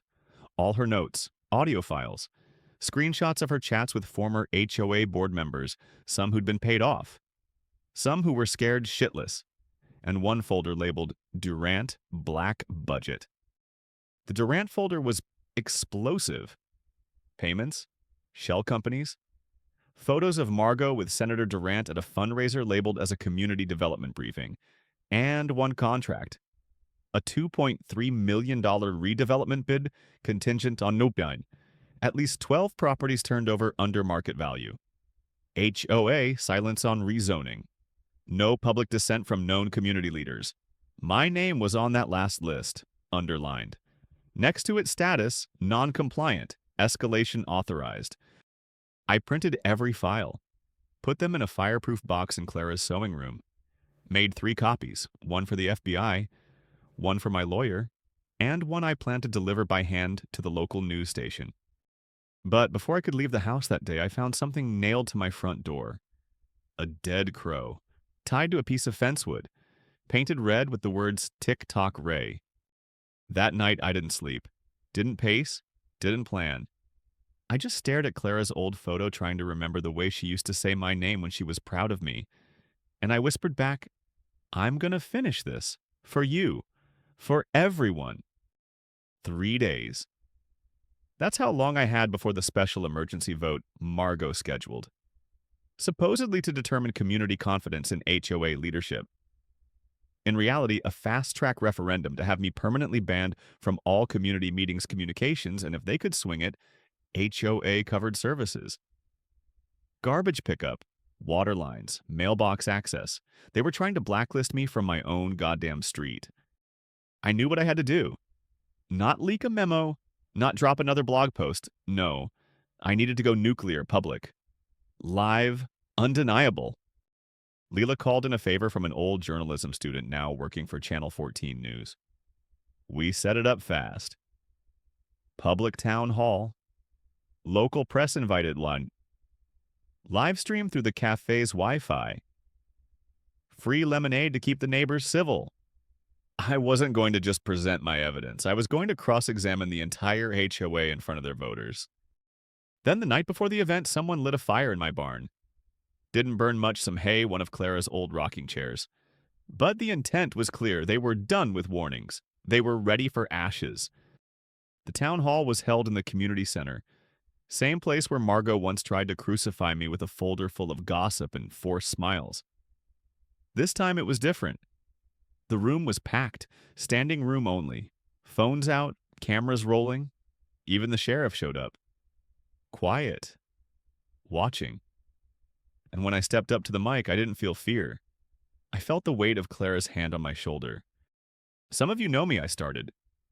Some of you think you know me because someone told you who I was. So let me clear that up. Slide 1, HOA fine patterns. Slide 2, property flips. Slide 3, developer connections. Slide 4, Senator Durant's involvement. Slide 5, the crow. The threats, the fire. This isn't just a community dispute, it's an orchestrated campaign. One that targets the elderly, the vulnerable, the alone. It uses fear dressed as policy and silence disguised as order. Margot didn't speak for a full 30 minutes. Then when I opened the floor for questions, she stood. Hair perfect. Blouse ironed to hell. But the eyes, those eyes were fraying at the edges. Mr. Coleman, she said, smiling like a predator. Are we supposed to take legal advice from someone who's being sued by 3 entities and is currently under restraining orders in 2 counties? The crowd murmured. I didn't flinch. You can take it from me, I said. Or from this. I played the audio clip. The one from the Clearview call. Margot's voice. Candid. Cold. Unedited. We don't need him to quit. We just need him to break. Quiet people sell fast. Silence. Then shouting, from her own side. The next 10 minutes were pure chaos. Half the board stood up and walked out. Howard Vance, Margot's bulldog since day one, took the mic and admitted he'd been paid to push residents to amicable exits. Someone in the back yelled, You ruined my dad's last year of life, you sick. Bitch! Sheriff Tom stepped in to calm the room, and that's when it happened. Tasha walked in, still alive, still fire-eyed, and carrying a folder that would end everything. Inside, a notarized affidavit from a former Clearview employee, a subpoena-ready copy of the HOA's secret budget, and the smoking gun emails between Margot and Senator Durant's office, detailing community destabilization as a development strategy. You could hear necks snapping toward the screen as we projected them live. Margot just stood there blinking, then turned and walked out. Didn't say a word. The vote was canceled. The HOA was disbanded pending investigation. Margot was arrested 3 days later. Rick Vaughn disappeared. Rumor says he left the state. Senator Durant was subpoenaed in a federal zoning ethics probe, and I planted new roses. Same spot, different soil.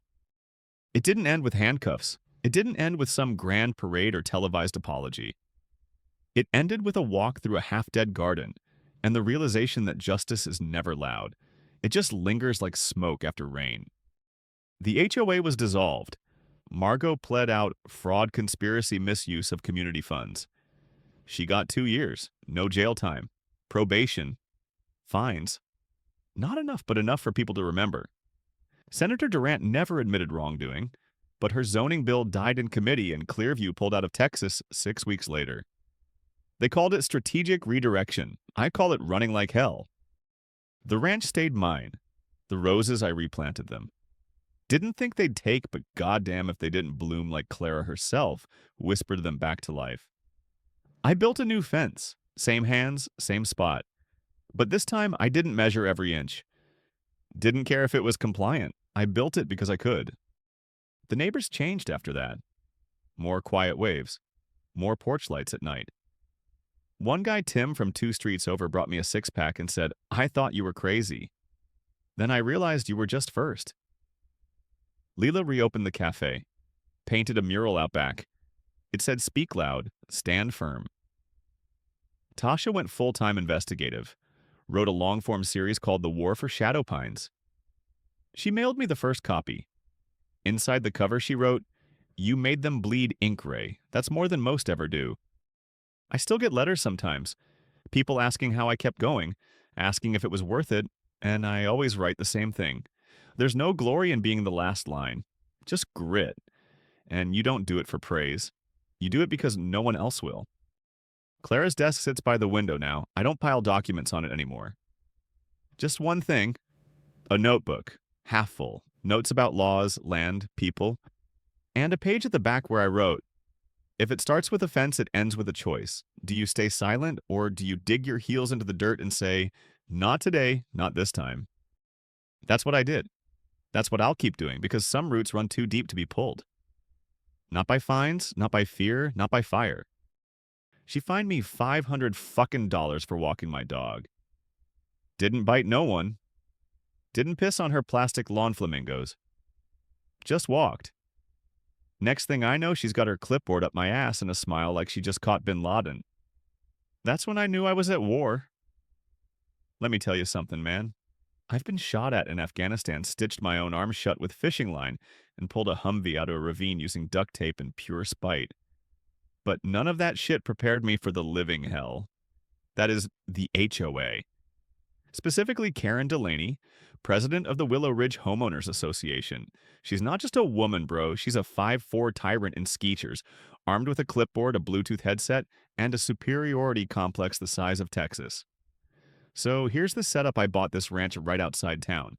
50 acres of peace trees space to let my dog Ranger run, and nobody to bother me, except maybe the occasional possum with attitude. Place was not inside any HOA. That was the whole damn point. Week 1, I'm on the porch drinking a Coors Ranger's chewing on a stick bigger than him, and this lady walks up to the fence like she owns oxygen. Blonde bob sunglasses bigger than her personality outfit, tighter than a bar tab after karaoke night. She looks at me like I just pissed in her pool. "Excuse me, sir," she says, all sugary like she's auditioning for the role of evil southern aunt. "I'm Karen Delaney, president of the Willow Ridge HOA. We like to keep this area pleasant and harmonious. Just letting you know, we'll be holding a community check-in next Friday. Mandatory for all homeowners." I take a sip of beer, look around at my land, then back at her. "Ma'am, I don't live in your neighborhood." "Oh, I know," she chirps, "but we still encourage regional participation for unity." "Uh-huh," I say, and toss Ranger another stick. Also, she adds, "We noticed your dog was off-leash earlier." That's a safety concern, for who I ask. "The squirrels." She didn't laugh, just smiled like she wanted to call ice on me. That's when I knew this chick was going to be a problem. Fast forward 2 weeks. I'm coming back from the hardware store with a load of fence posts, and what do I find taped to my front gate? Bright-ass yellow paper flapping in the wind like it's proud of itself. Violation notice, $750 fine, thus unauthorized dog walking on HOA grounds. I'm like, what the actual fuck? I look down at Ranger, my golden retriever. 90 pounds of pure loyalty and bad breath. He's just panting like, "Bro, did I shit on someone's lawn again?" Spoiler alert, we were on my property. I ain't got no HOA. I live outside their stupid little Stepford-ass community. I bought 50 acres apiece with my own cash after doing 2 tours and busting my back for 20 damn years. And now this woman with a Kate Gosselin haircut and a god complex wants to tell me where my dog can walk. She's already back standing on the other side of the fence like she's ready for a presidential debate. I go, Karen, this is my land. Ranger's been pissing on this dirt since you were still harassing pizza delivery guys about speed limits. She don't even blink. Smiles like she just swallowed a lemon soaked in ego. We updated the community boundary lines. Your walking path now crosses HOA Conservation Buffer Zone B. Conservation Buffer Zone B? Bitch, please. That's a dirt trail I built with a shovel and 2 cases of Miller Lite. She keeps going, dogs must be leashed, transported, or carried through HOA managed grounds. 10 days to pay. $100 added daily if not. I swear to God, I almost threw Ranger over the fence just to technically carry him. Instead, I just nodded, walked back to the house. But inside, oh, I was stewing. Not crying, not begging, planning. See, I didn't survive 2 deployments, a mortgage crisis, and 3 ex-girlfriends just to get punked by a wannabe dictator with printed bylaws. If she wanted to play games, I was going to play harder. And guess what? 3 months later, I owned every damn strip of land around her neighborhood. The trail's mine. The lake she liked to kayak on Sunday's mine. The cute little path where the HOA kids walk their overpriced doodles. Yeah, and fenced off and posted private property. Trespassers will eat shit. Karen lost her mind. She marched right back to my gate, fist clenched like she was going to smite me with a Starbucks latte. You can't just cut off the community like this. This is harassment. So I stepped out with a deed in one hand and my phone recording in the other. I said, Karen, sweetheart, I didn't cut off the community. I bought it. Look, I didn't move out here to start a war. I came out to the sticks for one reason, peace. And maybe a place where I could piss off my own damn porch without somebody reporting it to the neighborhood atmosphere committee. After 20 years of sweating in boots and sand, I finally hung up the uniform. Got a decent pension. Grandpa kicked the bucket around the same time and left me a surprise of fat inheritance and a post-it that said, "Don't waste this on women or whiskey. Get some land." So I did. Found this patch of heaven just outside Willow Ridge. 50 acres of prairie trees and silence. Hell, even the air smelled like freedom and old cow shit, but freedom nonetheless. No sirens. No neighbors staring at your hedges. Just me, my dog Ranger, and a busted lawn chair that squeaked like it had PTSD. Week 1 heaven. Sunrise coffee on the porch. Ranger chasing squirrels like it was his full-time job. No emails, no meetings, no one telling me to put on pants. You ever just sit outside and listen to the wind? Shit makes you feel alive. Makes you feel like maybe the world ain't gone completely stupid yet.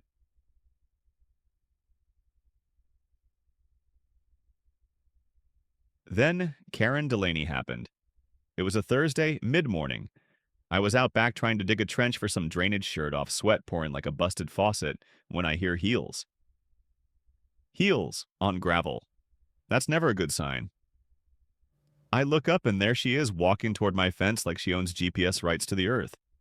Blonde bob haircut, stiff as drywall, sunglasses so big they could pick up satellite signal, and a red folder clutched tight like it contained the secrets of the fucking universe.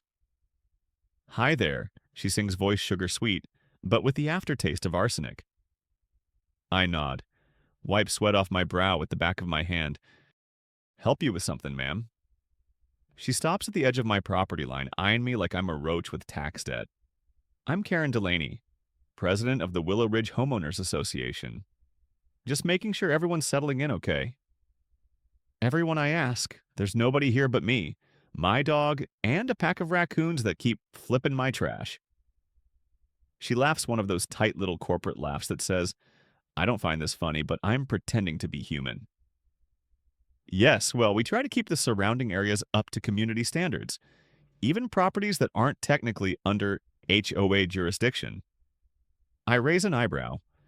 Even properties that ain't under HOA, she doesn't flinch. We like to maintain a visual continuity across Willow Ridge and the extended perimeter. You're just Close enough that we consider you a representative of the neighborhood. Close enough, I mutter. What am I? HOA adjacent. She hands me a trifold pamphlet printed on thick, glossy paper. Front cover says Harmony, Order, and Aesthetic Excellence. A neighbor's guide. I shit you not. Inside pages of color-coded rules.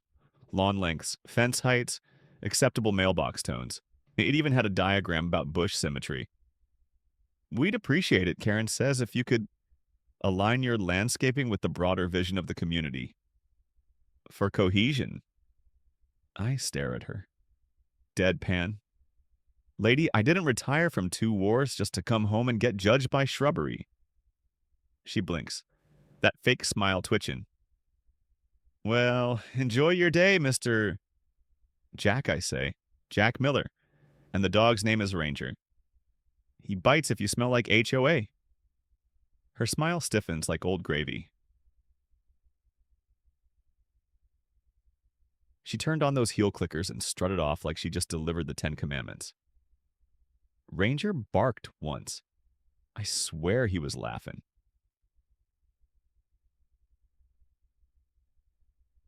That night, I tossed the pamphlet straight into the burn barrel. Cracked open a beer, stared at the sky. That should have been the end of it, right? But you know better, I should have known better. Karen wasn't done. She just licked her finger and turned to the first page in her damn playbook.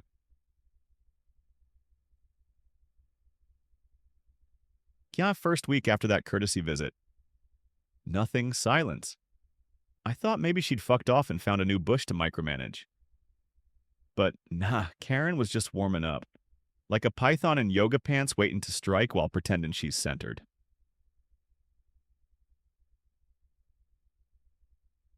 Week 2, I get my first letter. Not a bill, not a package. A goddamn formal complaint in calligraphy. No shit handwritten blue ink, even had a wax seal like it was from fucking Hogwarts. Dear Mr. Miller, we regret to inform you that your dog's barking has become a nuisance. It echoes across the eastern hedgerow, disrupting the peaceful aura of Willow Ridge. Please address this promptly. Disrupting the peaceful aura. Lady, this ain't a yoga retreat. It's a goddamn working ranch. Ranger barks when something moves. That's his job. Next week, your tree branch extends 3.7 feet into HOA airspace. Kindly trim for alignment. HOA airspace? What the hell is that? What are they flying drones or egos a week after that 4th of July? I lit 3 sparklers and 1 Roman candle, just me and Ranger on the porch, celebrating freedom the old-fashioned way. By morning, I'd been reported to the fire marshal. Reason suspicion of explosive activity near a residential zone. Explosive activity, my ass. If a Roman candle is a threat, then my farts after chilly night are a fucking national emergency.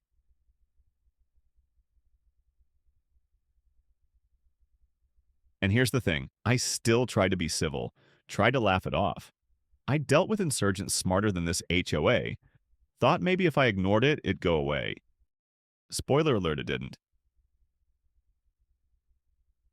Yeah, then came the camera. Saturday, sunny. Me and Ranger walking the usual trail along the back fence. Ain't nothing fancy, just dirt grass and some wild sage. It loops close to their precious community, but still on my land. Come Monday, another notice. Yellow this time. Stuck to my gate like a curse. $750 fine. Unauthorized canine activity on HOA buffer trail. What the actual, I damn near choked on my coffee. I called the HOA number just to see if it was a prank. Lady answers like she's working the front desk of hell. Sir, our committee reviewed video footage. You were seen stepping into buffer zone alpha. That constitutes a violation. Buffer zone alpha, bitch, this ain't. Area 51. I asked for the map. She emailed me a new version. Looked like a toddler finger-painted some red lines over Google Earth. Guess what? They'd redrawn the damn boundary. That trail used to be 100% mine. Now suddenly it snakes through protected common ground. So, let me get this straight. They made up a new map, slapped some legal-sounding bullshit on it, and then used that to fine me on my own dirt. That's when it clicked. This wasn't about barking, wasn't about tree limbs. This was a setup. Karen wasn't just bored, she was baiting me. And buddy, that lit a fire in me I hadn't felt since the day some punk tried to bribe my squad with camel meat and a prayer rug. I could have gone to court, could have screamed and fought and flipped the bird on local news, but nah, that's what she wanted. She wanted a show. Instead, I did what Grandpa always said, don't wrestle pigs. You both get dirty, but the pig likes it. So I called someone smarter than me with paperwork, Elliot Crane, old buddy from my Army days. Went to law school because, quote, it's like war, but with better coffee. He didn't ask many questions. You own that trail used to. You got a survey from 10 years ago. Then we fight with land, not words. Next day, he showed up in a rusted Jeep with two things. A county zoning map older than Karen's Botox. A list of every parcel of land the HOA uses but doesn't actually own trails. Picnic areas. The lake. Even the gravel lot they call visitor overflow. All technically owned by private investors development corps that forgot they even. Elliot looked at me calm as, Sunday, you want to hit back? I want to end her entire empire. Then buy her moat. I said, you're insane. He grinned. Nah, you're just broken principle not in cash. And you got Grandpa's inheritance sitting like a loaded gun. So that's what we did. Quiet, surgical, legal, clean. And in 3 months, I didn't just buy back my trail, I bought their goddamn backyard. But that's a story for the next chapter, brother. This one. This one ends with me sitting on the porch, cold beer in hand, looking at that HOA sign across the hill, and thinking y'all wanted a problem. Now you've got a landowner with rage receipts and ranger, and we don't miss. After that last bullshit fine, I sat on my porch beer in hand hat pulled low, and Ranger curled up like he just ran a marathon made of HOA drama. I was done. Not with the land, not with the peace. I was done playing nice. Karen wanted to play queen cool, but I was about to buy her entire damn kingdom out from under her Skechers. So I called Elliot Crane. Now let me tell you about Elliot. He's the kind of guy who wears a button-up and flip-flops quotes zoning law like scripture, and once got banned from a country club for excessive smirking. We did a tour together back in the day. I built bunkers. He filed field reports. These days, he builds lawsuits with the same precision. I pour concrete, no gaps, no cracks, no mercy.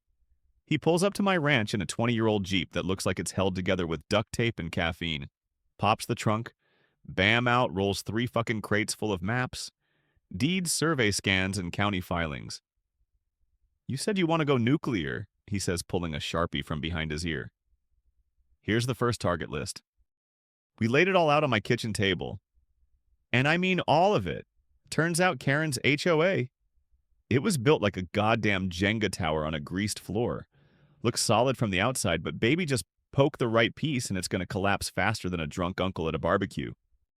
Here's the thing about HOAs a lot of folks don't know. They use land they don't own. See, back when Willow Ridge was developed, the original builder kept legal ownership of a bunch of green zones, walking trails, easements, a decorative lake, even the community rec field where HOA kids play overpriced soccer.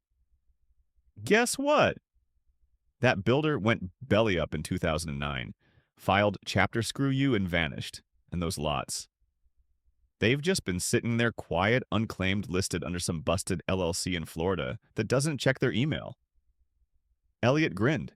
They've been squatting on borrowed land like a raccoon in a foreclosed RV. So we buy it. We buy all of it. I blinked. I mean, I had some of Grandpa's inheritance left. Was going to use it to build a new barn, maybe a hot tub if I got stupid. But this was different. This wasn't about hot tubs. This was about making Karen feel the same damn helplessness she tried to drown me in. So I cracked a second beer and said, let's burn it all down. Legally. Over the next 6 weeks, Elliot worked like a caffeinated crow, digging through county records, calling land offices, making offers to every forgotten holding company between here and Tampa. I just kept cutting checks and grinning. Ranger, he supervised from the porch, occasionally barking at squirrels or bad karma floating in from the HOA side. By week 4, we'd already snagged the trailhead and the gravel easement beside it. That decorative lake Karen kayaked in like she was training for the goddamn Olympics. A wildlife buffer zone they used for picnics now. It was mine and closed for rewilding. I even bought the goddamn HOA welcome sign. Turns out it sat on unclaimed land. Sign and all mine. I didn't take it down. I just put a little sticker over it that said, "Now renting 500 HR for HOA events. 10% discount if you apologize first." It wasn't loud. It wasn't messy. It was surgical. And Karen, she didn't see it coming. But that didn't last long. It was a Monday, 7:42 a.m.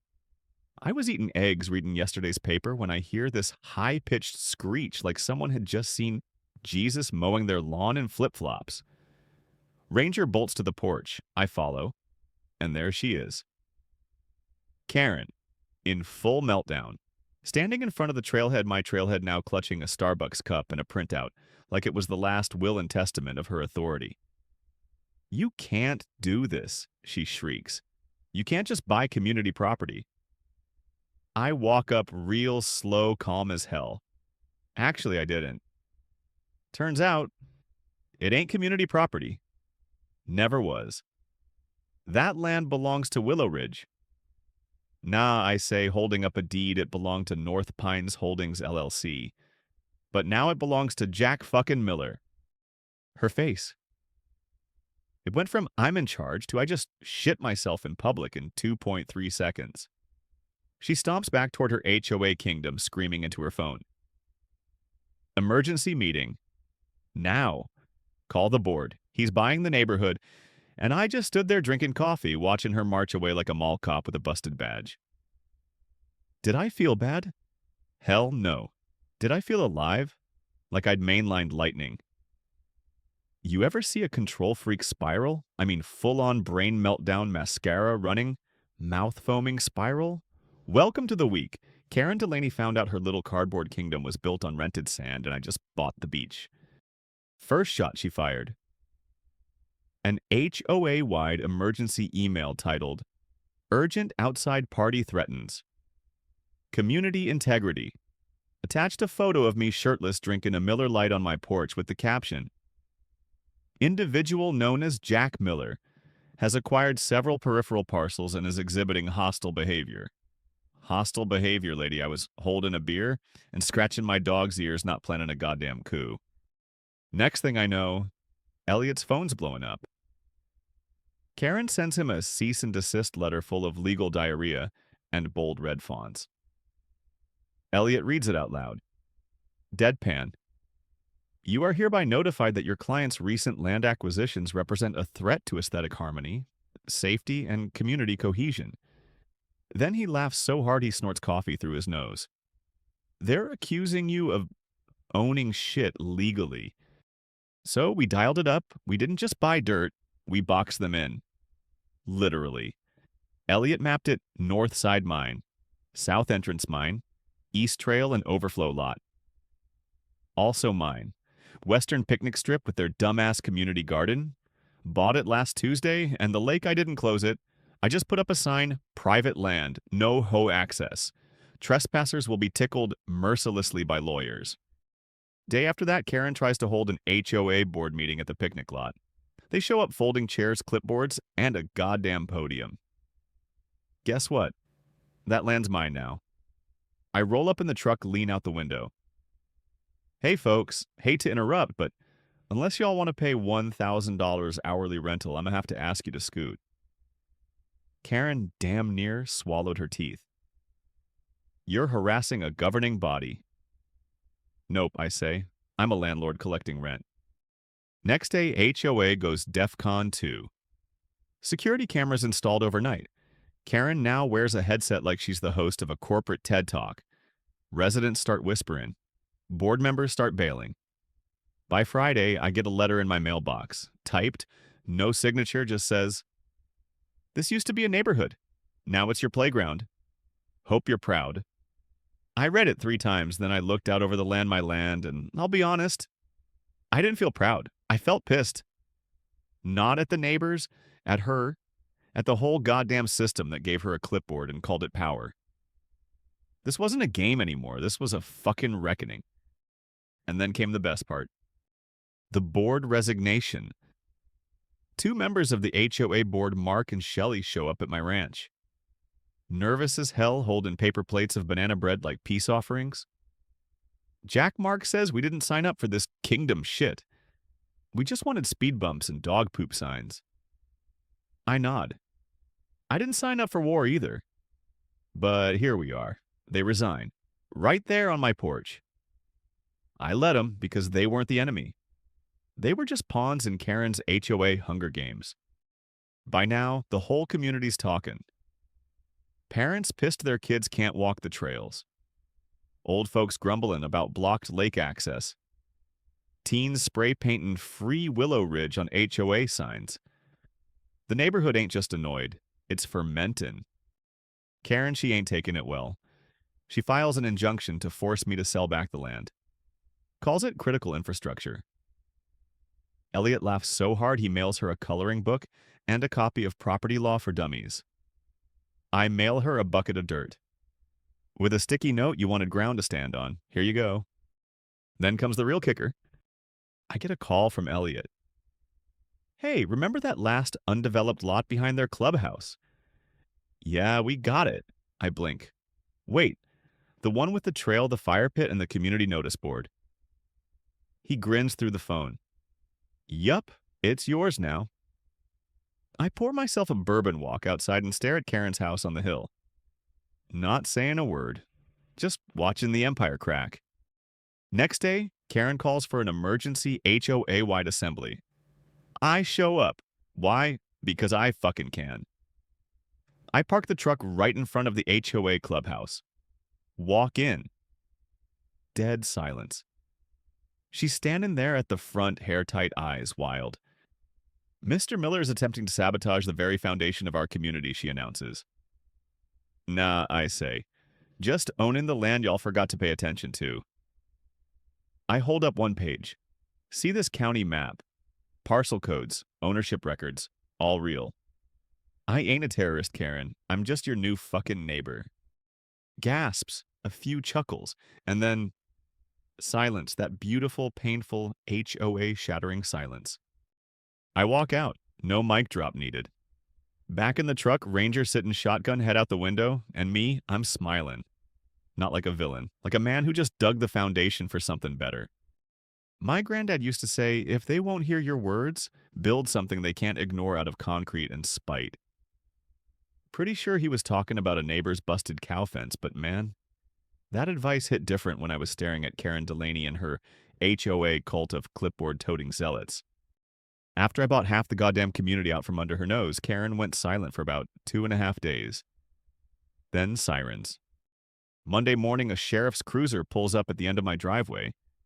Out steps this baby-faced deputy named Jenkins, looking like he still had milk on his breath. Mr. Miller, we got a complaint that you're blocking public trail access. Blocking it. Nah, I'm just landscaping it. With boulders. Decorative boulders.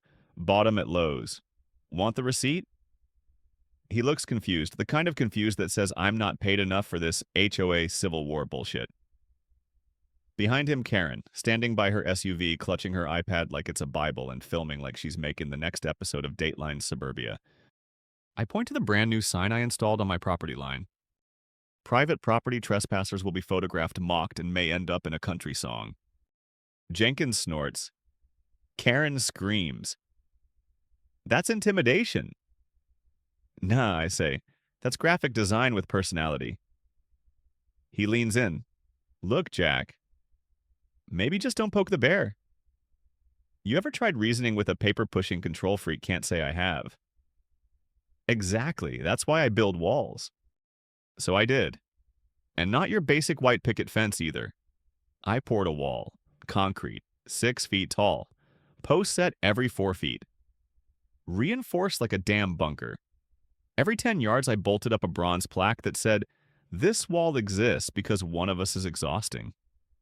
Hint, it ain't the guy with the concrete. My dog Ranger lounged in the sun watching through a gap in the wall like he was waiting for HOA heads to explode.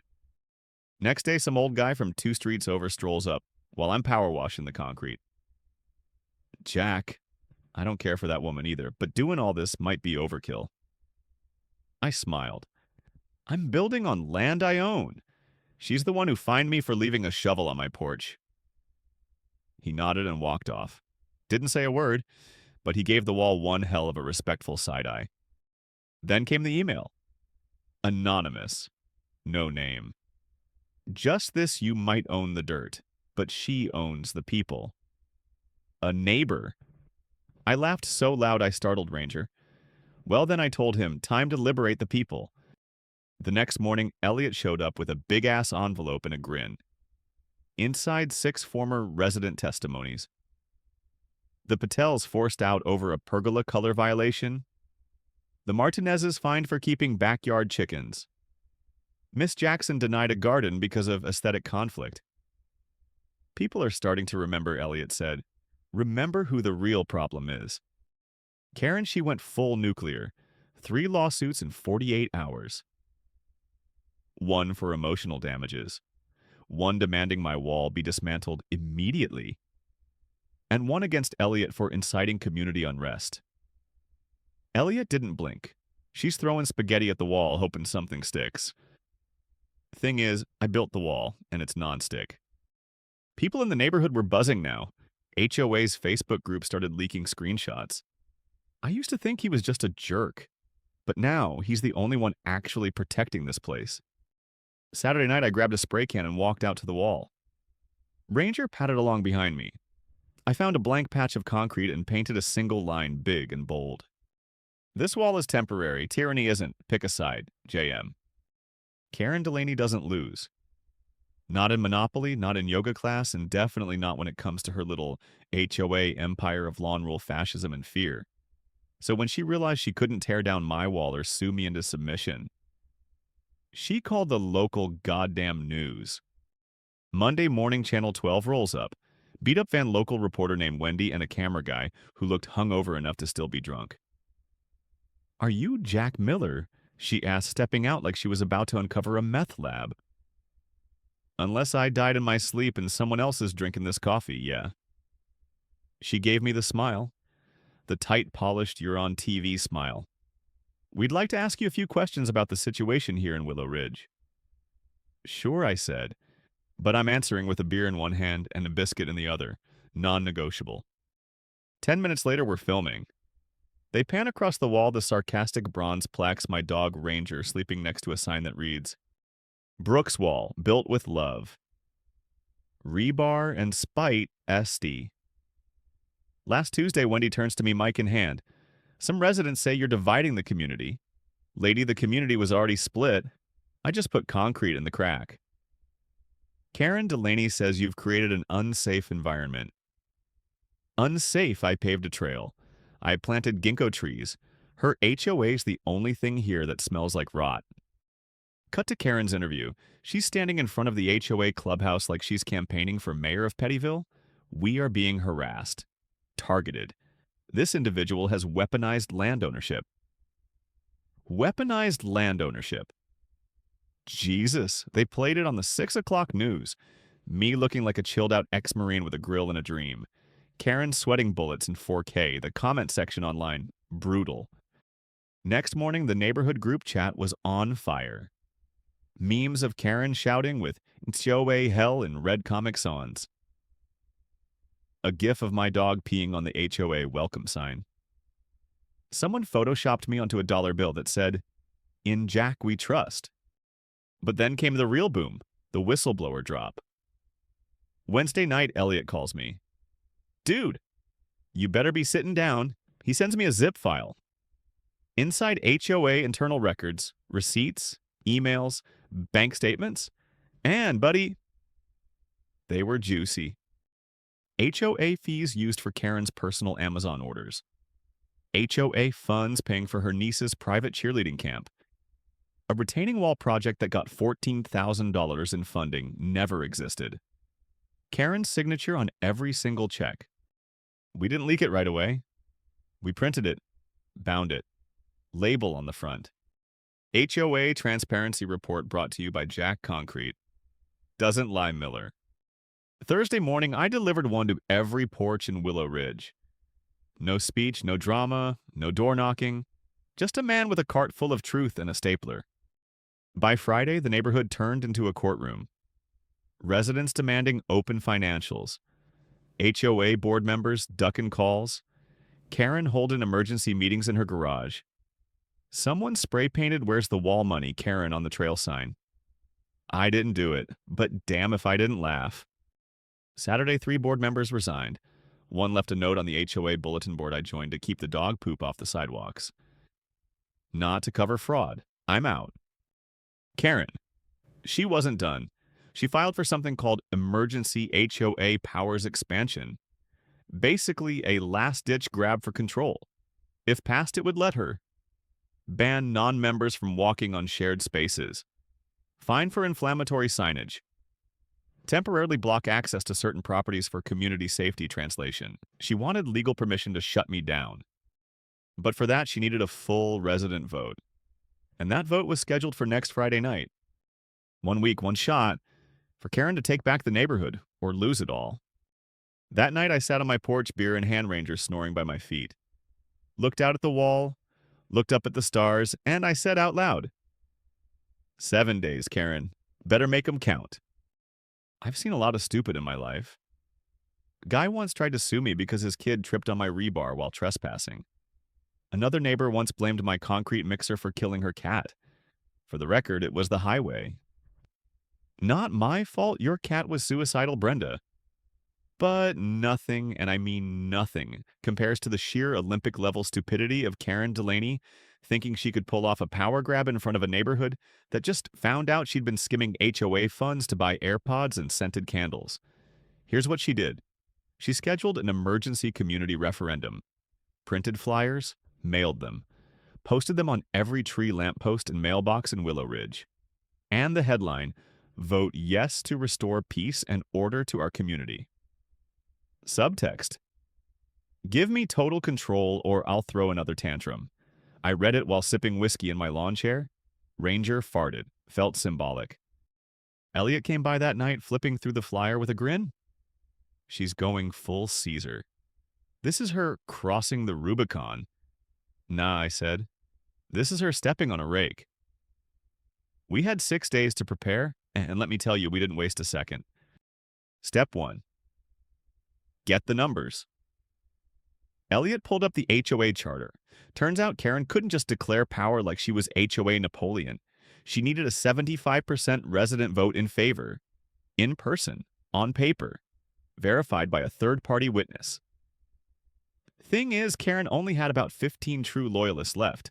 The rest fed up, worn out, or quietly cheering me on while pretending they just want everyone to get along. We didn't need to win with a landslide. We just needed to block her from reaching 75%. And we had ammo. Step 2. Talk to the people. We split up the neighborhood. I took the East Side older folks long-timers, the ones who still remembered when the HOA was just a handful of retirees handing out Halloween flyers and checking mailbox paint. Elliot took the new builds. Young families, remote workers, the ones who didn't know. They were signing up for suburban tyranny until Karen started measuring their grass with a ruler. You know what we heard? Wait, we pay her. She bought a jacuzzi with our fees. She made me move my trampoline because it clashed with her Zen aesthetic. By Wednesday, over half the block had promised to vote no. Some even offered to help us get others on board. Tom brought donuts and started knocking doors himself. We were turning the tide. But Karen, she wasn't sitting still. Thursday morning, I found a letter duct taped to my gate. Typed, anonymous, no return address. They're watching you. Cameras. At least 3 on your side of the wall. HOA funded. Karen's not done. She's just getting mean. At first I laughed. Then I checked the tree line behind my property. Saw the glint, a lens. Tiny. Hidden in a fake birdhouse. That bitch. I called Elliot, told him to bring his drone. We scanned the whole property, found two more, all infrared, all aimed straight at my porch and driveway. She's building a case, Elliot said. Trying to catch you slipping, even the smallest violation. She's going for entrapment. I laughed. Good. Let her watch. I went out to the porch, sat down, looked directly at the hidden camera, then flipped it off with both hands and cracked a beer. Smile wide, shirt off, American flag in the background. Karen wanted surveillance. She was going to get a damn show. That night, Karen hosted a pre-vote open house at the HOA building. Elliot and I showed up in flannel and boots looking like we just finished burying a body. Inside it smelled like lavender air freshener and control issues. Karen stood at the front of the room in a beige pantsuit that screamed, "Please take me seriously." She smiled, but it didn't reach her eyes. "I want to thank everyone for coming tonight," she said into a mic that squealed on cue. "I know it's been a challenging few weeks. Emotions are high. But we must return to order, to structure, to values." I leaned over to Elliot. She's campaigning like she's running for HOA president of North Korea. He whispered back, "Wait till she brings up the power expansion." And she did. 10 minutes of bullshit justification. We need emergency authority to protect our homes from malicious actors. She looked straight at me when she said it. I waved. She flinched. Then came Q&A. I raised my hand. She hesitated. Called on me. "Hi, Karen," I said, cheerful as hell. "Quick question.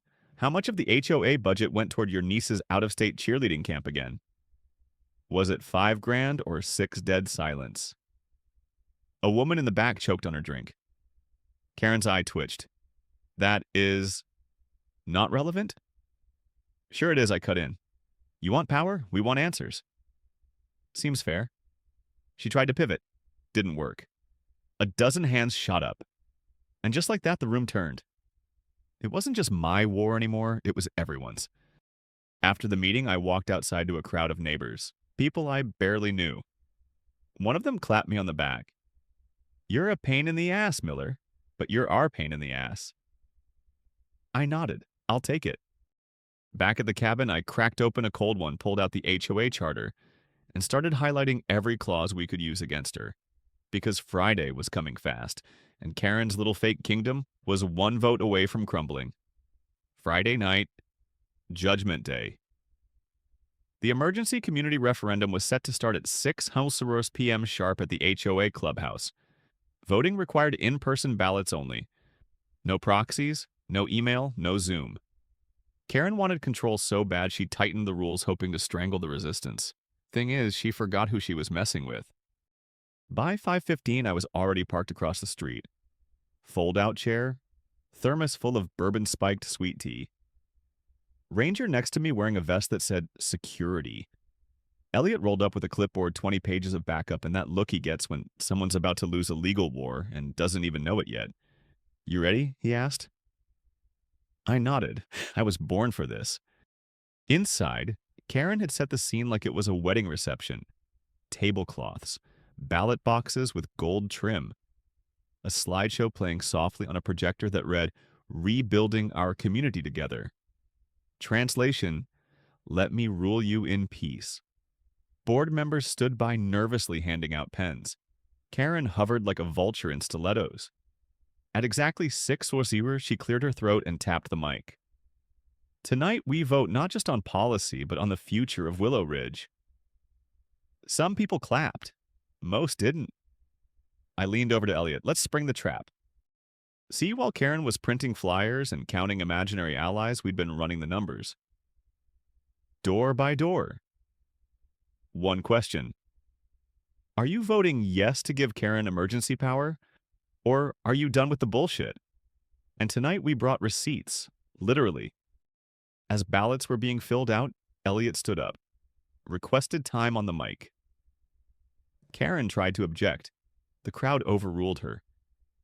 Elliot cleared his throat and held up a sealed manila envelope. "My name's Elliot Grant.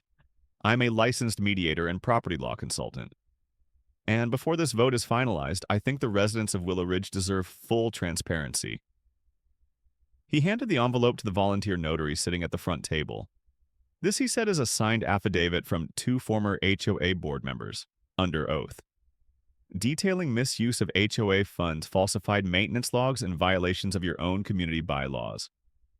Gasps, murmurs, someone whispered, "Oh, hell no." Karen turned red, then pale, then red again. "This is a smear campaign," she hissed. "He's trying to sabotage the democratic process." Elliot raised an eyebrow. "Karen, do you really want me to read the part about the ghost invoice for community morale consultants that went to your husband's shell company?" She went quiet. Then I stood. No mic. Just my voice. Folks, I know I've been loud, petty, maybe even a pain in the ass, a few chuckles. But I didn't come here to destroy anything. I came here to build, to reclaim what this place used to be.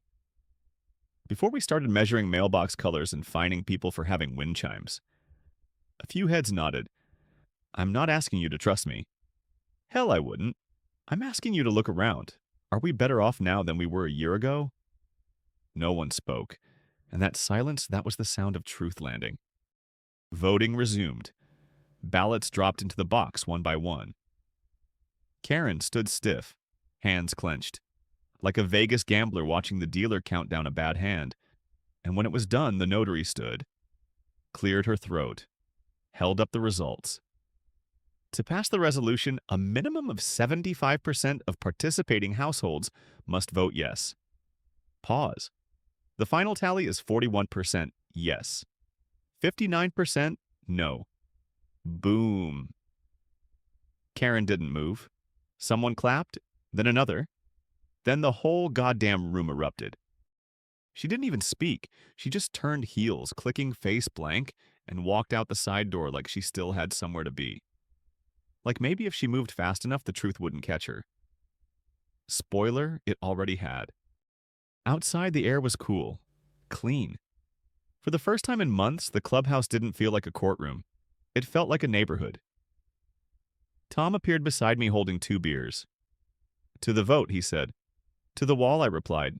We clinked. Later that night, I got a message from the notary. A scanned copy of Karen's emergency powers proposal, with a sticky note attached from one of the board members who flipped sides. "You were right, Jack. HOA doesn't mean Homeowner Oppression Authority. Not anymore." And that was that. No more fake rules. No more threats taped to my gate. Just me, my wall, my dog, and a community that finally remembered what the hell it means to be neighbors. But don't get too comfortable, because what happened next made the HOA drama look like preschool, and her name was Mallory. Victory's a funny thing. For a few days after the vote, life in Willow Ridge actually felt quiet. Like maybe all the noise, the lawsuits, the property line drama, maybe it really was over. No more Karen, no more threat letters, no more HOA bullshit parked at the end of my driveway like a rotting cop car of red tape and pretentious lawn inspections. The wall stood proud. The neighbors stopped flinching. Kids were riding their bikes again. Even Ranger seemed less pissed at squirrels, but peace never lasts out here. And it didn't start with another HOA memo. It started with her. She showed up the following Monday. Mallory Crane, new resident. Moved into one of the foreclosed homes after the whole HOA meltdown. Slim, late 30s, maybe red hair, tied back in a no-bullshit bun, drove a black Bronco with Colorado plates and an engine that growled like it had stories. I met her while restaining the wall. She walked up, leaned on the fence, and said, "So, you're the infamous wall guy." I grinned. "Depends who's asking," she smirked. Someone who appreciates a man who solves conflict with concrete and sarcasm. I liked her instantly, which meant I didn't trust her. We talked for a bit. She said she used to work in environmental law. Said she moved here to disappear for a while. I offered her a beer. She took it without blinking, drank half, looked around, then said, "You know, there's something buried out here, right?" I raised an eyebrow. "What, like treasure?" She shrugged. Depends on your definition. Then she walked off like that was a normal-ass thing to say on a Monday. That night, I dug through my granddad's old survey maps again. Every time this place goes quiet, I find myself crawling back to those old papers like they're gospel.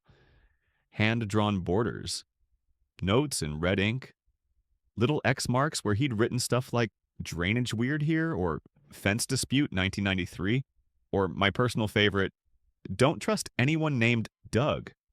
But one mark caught my eye, a circle, way out past the trail, behind what used to be HOA land, labeled Mallory Well, capped 1987, ask Harold Mallory. Well, I didn't know any Harold, but I sure as hell knew something wasn't adding up. Next day, I ran into Tom while restocking beer. I asked him casual like, you ever hear of a Mallory? Well, he froze. Just for a second. But enough. Then said real careful, where'd you hear that? I shrugged. Old map. And a new neighbor. He shook his head slowly. That well's bad news, Jack. Old property dispute, groundwater contamination. Maybe worse. Worse folks say someone died out there. I paused. Like, fell in. No, he said. Like, covered up. Then he paid for his chewing tobacco and left without another word. Now, I'm not a conspiracy guy. I don't believe in Bigfoot chemtrails or honest plumbers. But when the man who helped you take down an HOA refuses to finish a sentence, you dig, literally. I waited till dusk, grabbed a flashlight, a crowbar, and a six-pack. Ranger followed tail stiff. He knew something was off, too. We crossed the edge of my land past the old fence line that used to mark the HOA boundary. Thick brush, damp dirt. Air smelled like mildew and secrets. Then I found it. Concrete slab, half sunk, overgrown with moss. Faint letters etched along the edge. MC'd out in 1987, do not disturb. I cracked a beer and then I started digging. Digging through concrete is a bitch. Even when it's cracked and weathered and half sunk in 30 years of pine needles, it still fights you. Like it knows it's covering something, it ain't ready to give up.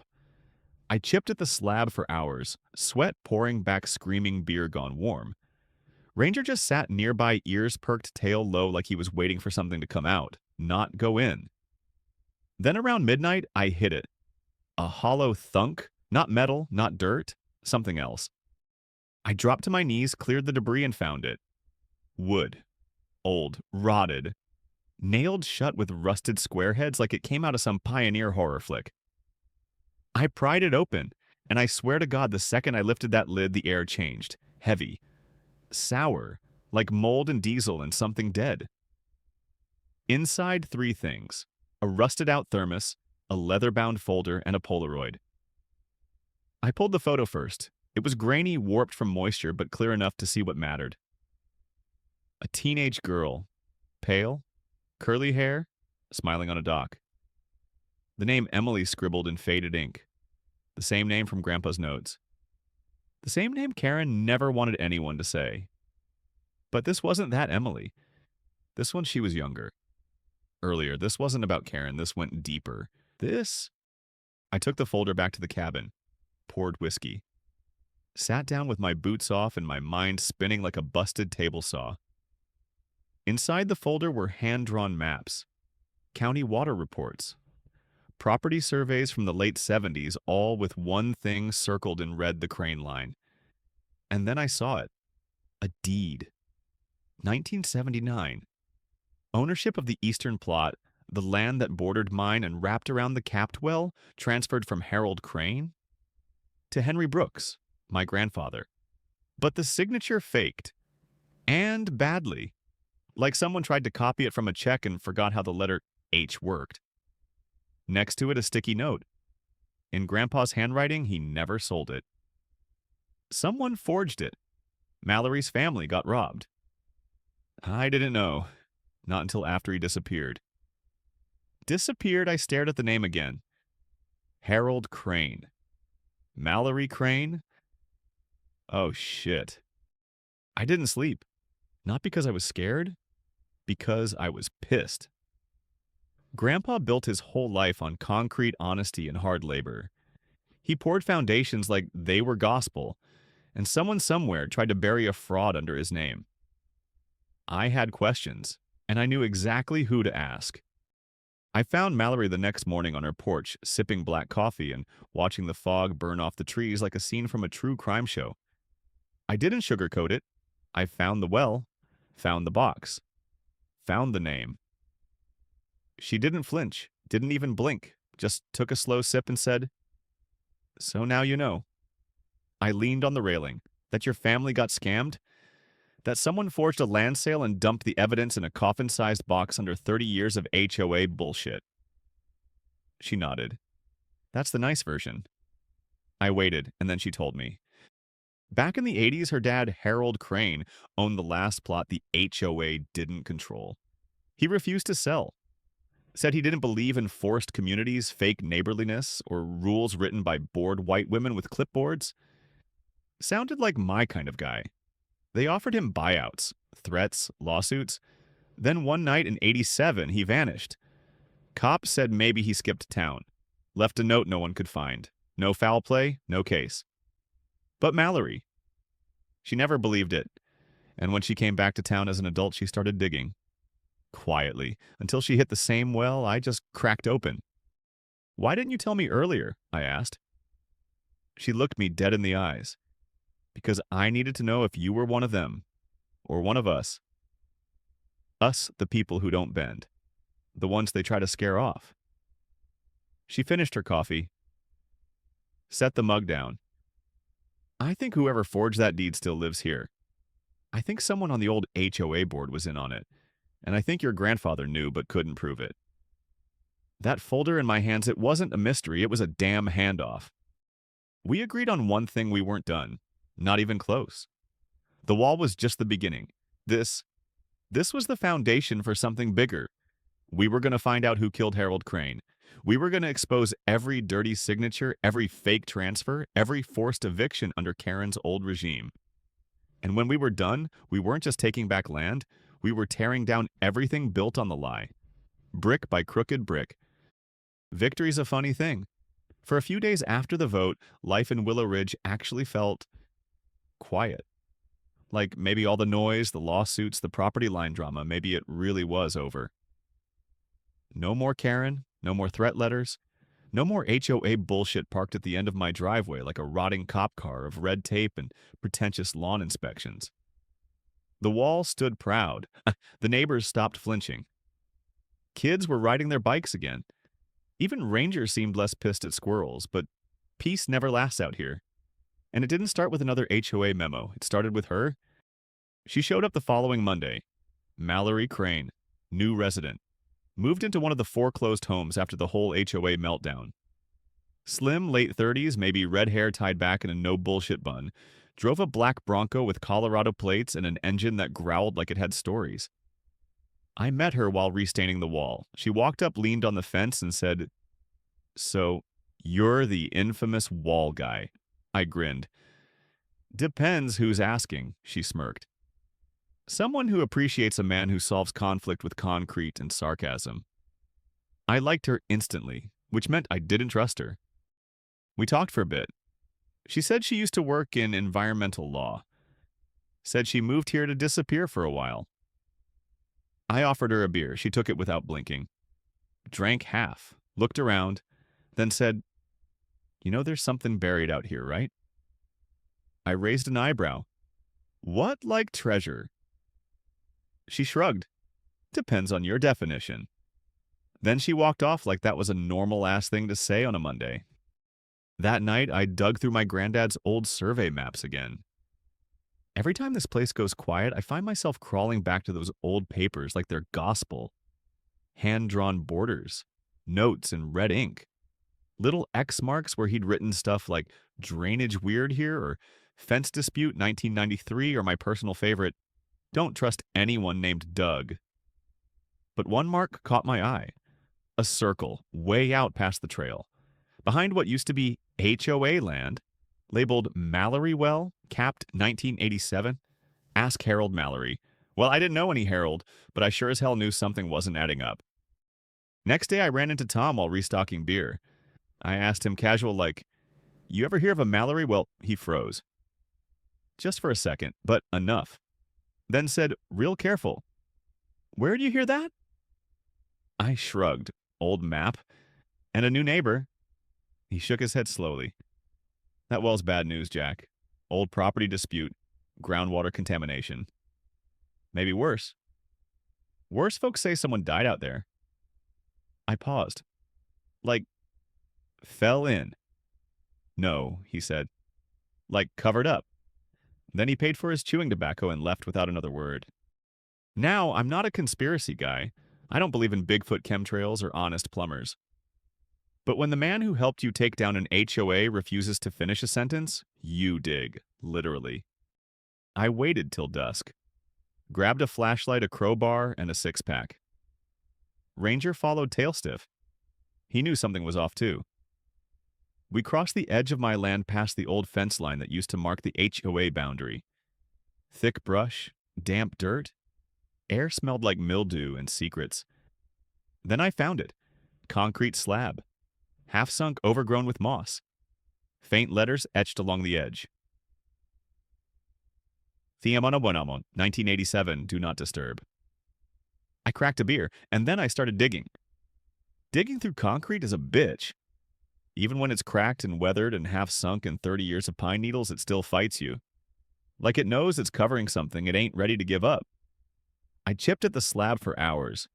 Sweat pouring back, screaming beer gone warm. Ranger just sat nearby, ears perked, tail low, like he was waiting for something to come out, not go in. Then, around midnight, I hit it. A hollow thunk. Not metal, not dirt, something else. I dropped to my knees, cleared the debris, and found it. Wood.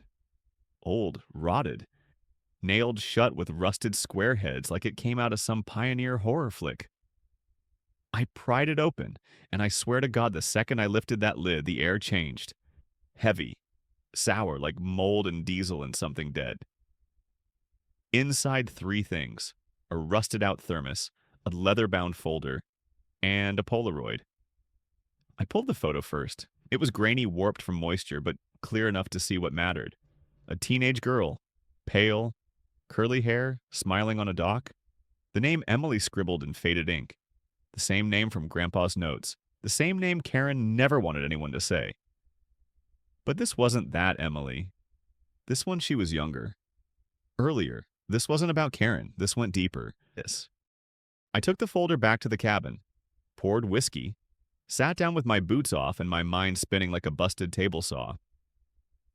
Inside the folder were hand-drawn maps, county water reports, property surveys from the late 70s, all with one thing circled in red, the Crane line. And then I saw it. A deed. 1979. Ownership of the eastern plot, the land that bordered mine and wrapped around the capped well, transferred from Harold Crane to Henry Brooks, my grandfather. But the signature faked. And badly. Like someone tried to copy it from a check and forgot how the letter H worked. Next to it, a sticky note. In Grandpa's handwriting, he never sold it. Someone forged it. Mallory's family got robbed. I didn't know. Not until after he disappeared.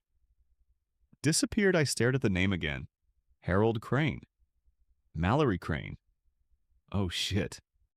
I didn't sleep. Not because I was scared, because I was pissed. Grandpa built his whole life on concrete honesty and hard labor.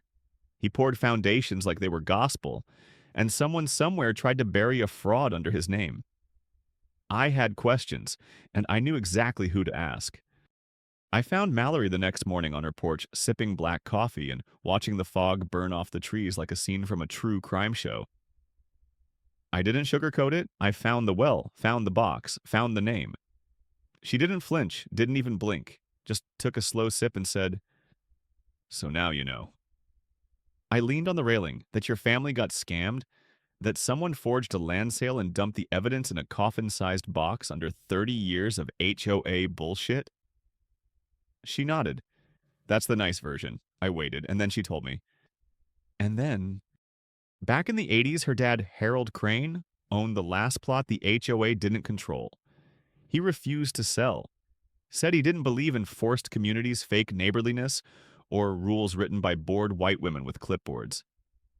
Sounded like my kind of guy. They offered him buyouts, threats, lawsuits. Then one night in '87, he vanished. Cops said maybe he skipped town. Left a note no one could find. No foul play, no case. But Mallory, she never believed it. And when she came back to town as an adult, she started digging. Quietly. Until she hit the same well I just cracked open. Why didn't you tell me earlier, I asked. She looked me dead in the eyes. Because I needed to know if you were one of them, or one of us. Us, the people who don't bend. The ones they try to scare off. She finished her coffee. Set the mug down. I think whoever forged that deed still lives here. I think someone on the old HOA board was in on it. And I think your grandfather knew but couldn't prove it. That folder in my hands? It wasn't a mystery, it was a damn handoff. We agreed on one thing: we weren't done. Not even close. The wall was just the beginning. This was the foundation for something bigger. We were going to find out who killed Harold Crane. We were going to expose every dirty signature, every fake transfer, every forced eviction under Karen's old regime. And when we were done, we weren't just taking back land. We were tearing down everything built on the lie. Brick by crooked brick. I used to think walls were built to keep things out. Now I know better. Sometimes a wall's the only thing holding you together. It's been 3 months since the Crane tape went viral. Since Mallory reclaimed her land. Since Karen's dynasty of HOA terror got dismantled like a wet IKEA cabinet. Since I stood in front of a courthouse watching a woman get justice for a man, buried by signatures and silence. But victory ain't peace. And I wasn't done building. The cabin's different now. Not just the wall, though that sucker still stands tall and thick, reinforced with enough steel and spite to stop a tank. The yard's cleaner. The porch is rebuilt. Hell, there's even a new mailbox, standard black. No HOA sticker required, but it's the inside that really changed.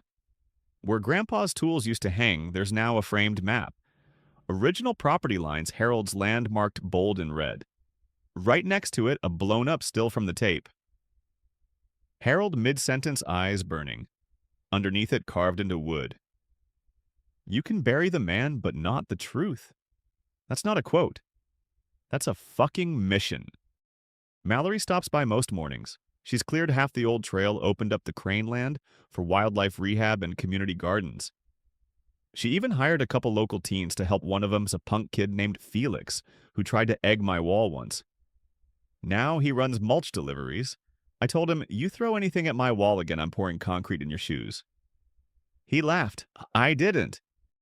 Tom got elected to the new HOA board. Well, not really an HOA anymore.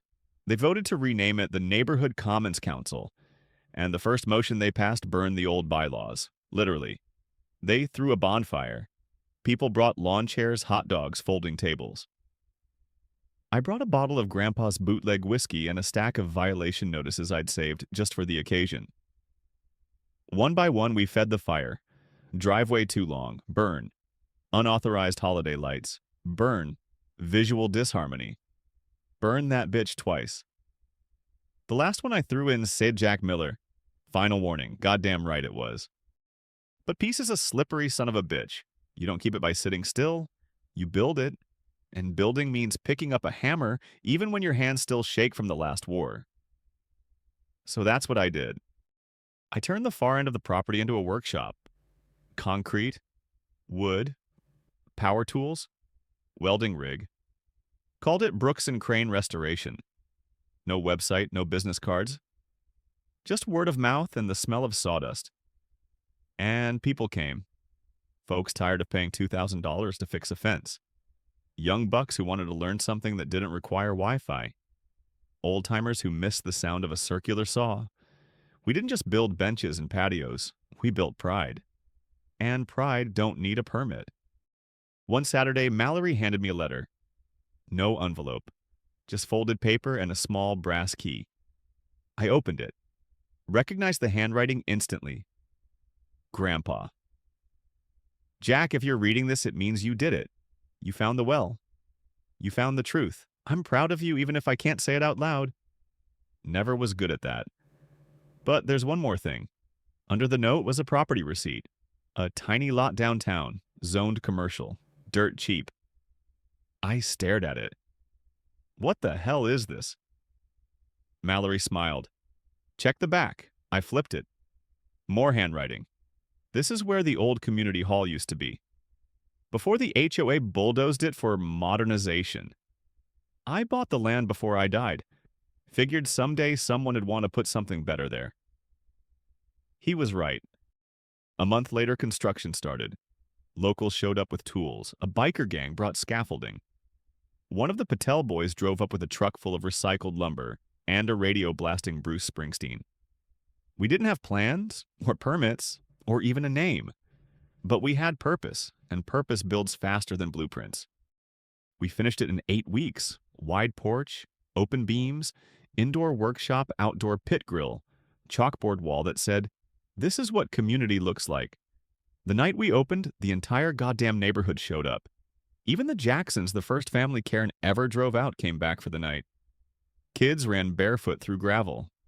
Grown men cried and blamed it on the smoke.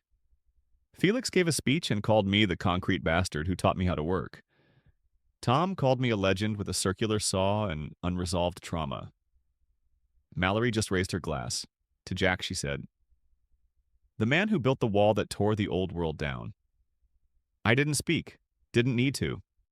Later that night, I stood by the fence, beer in hand, looking out over everything we'd built. The wall, the hall, the future.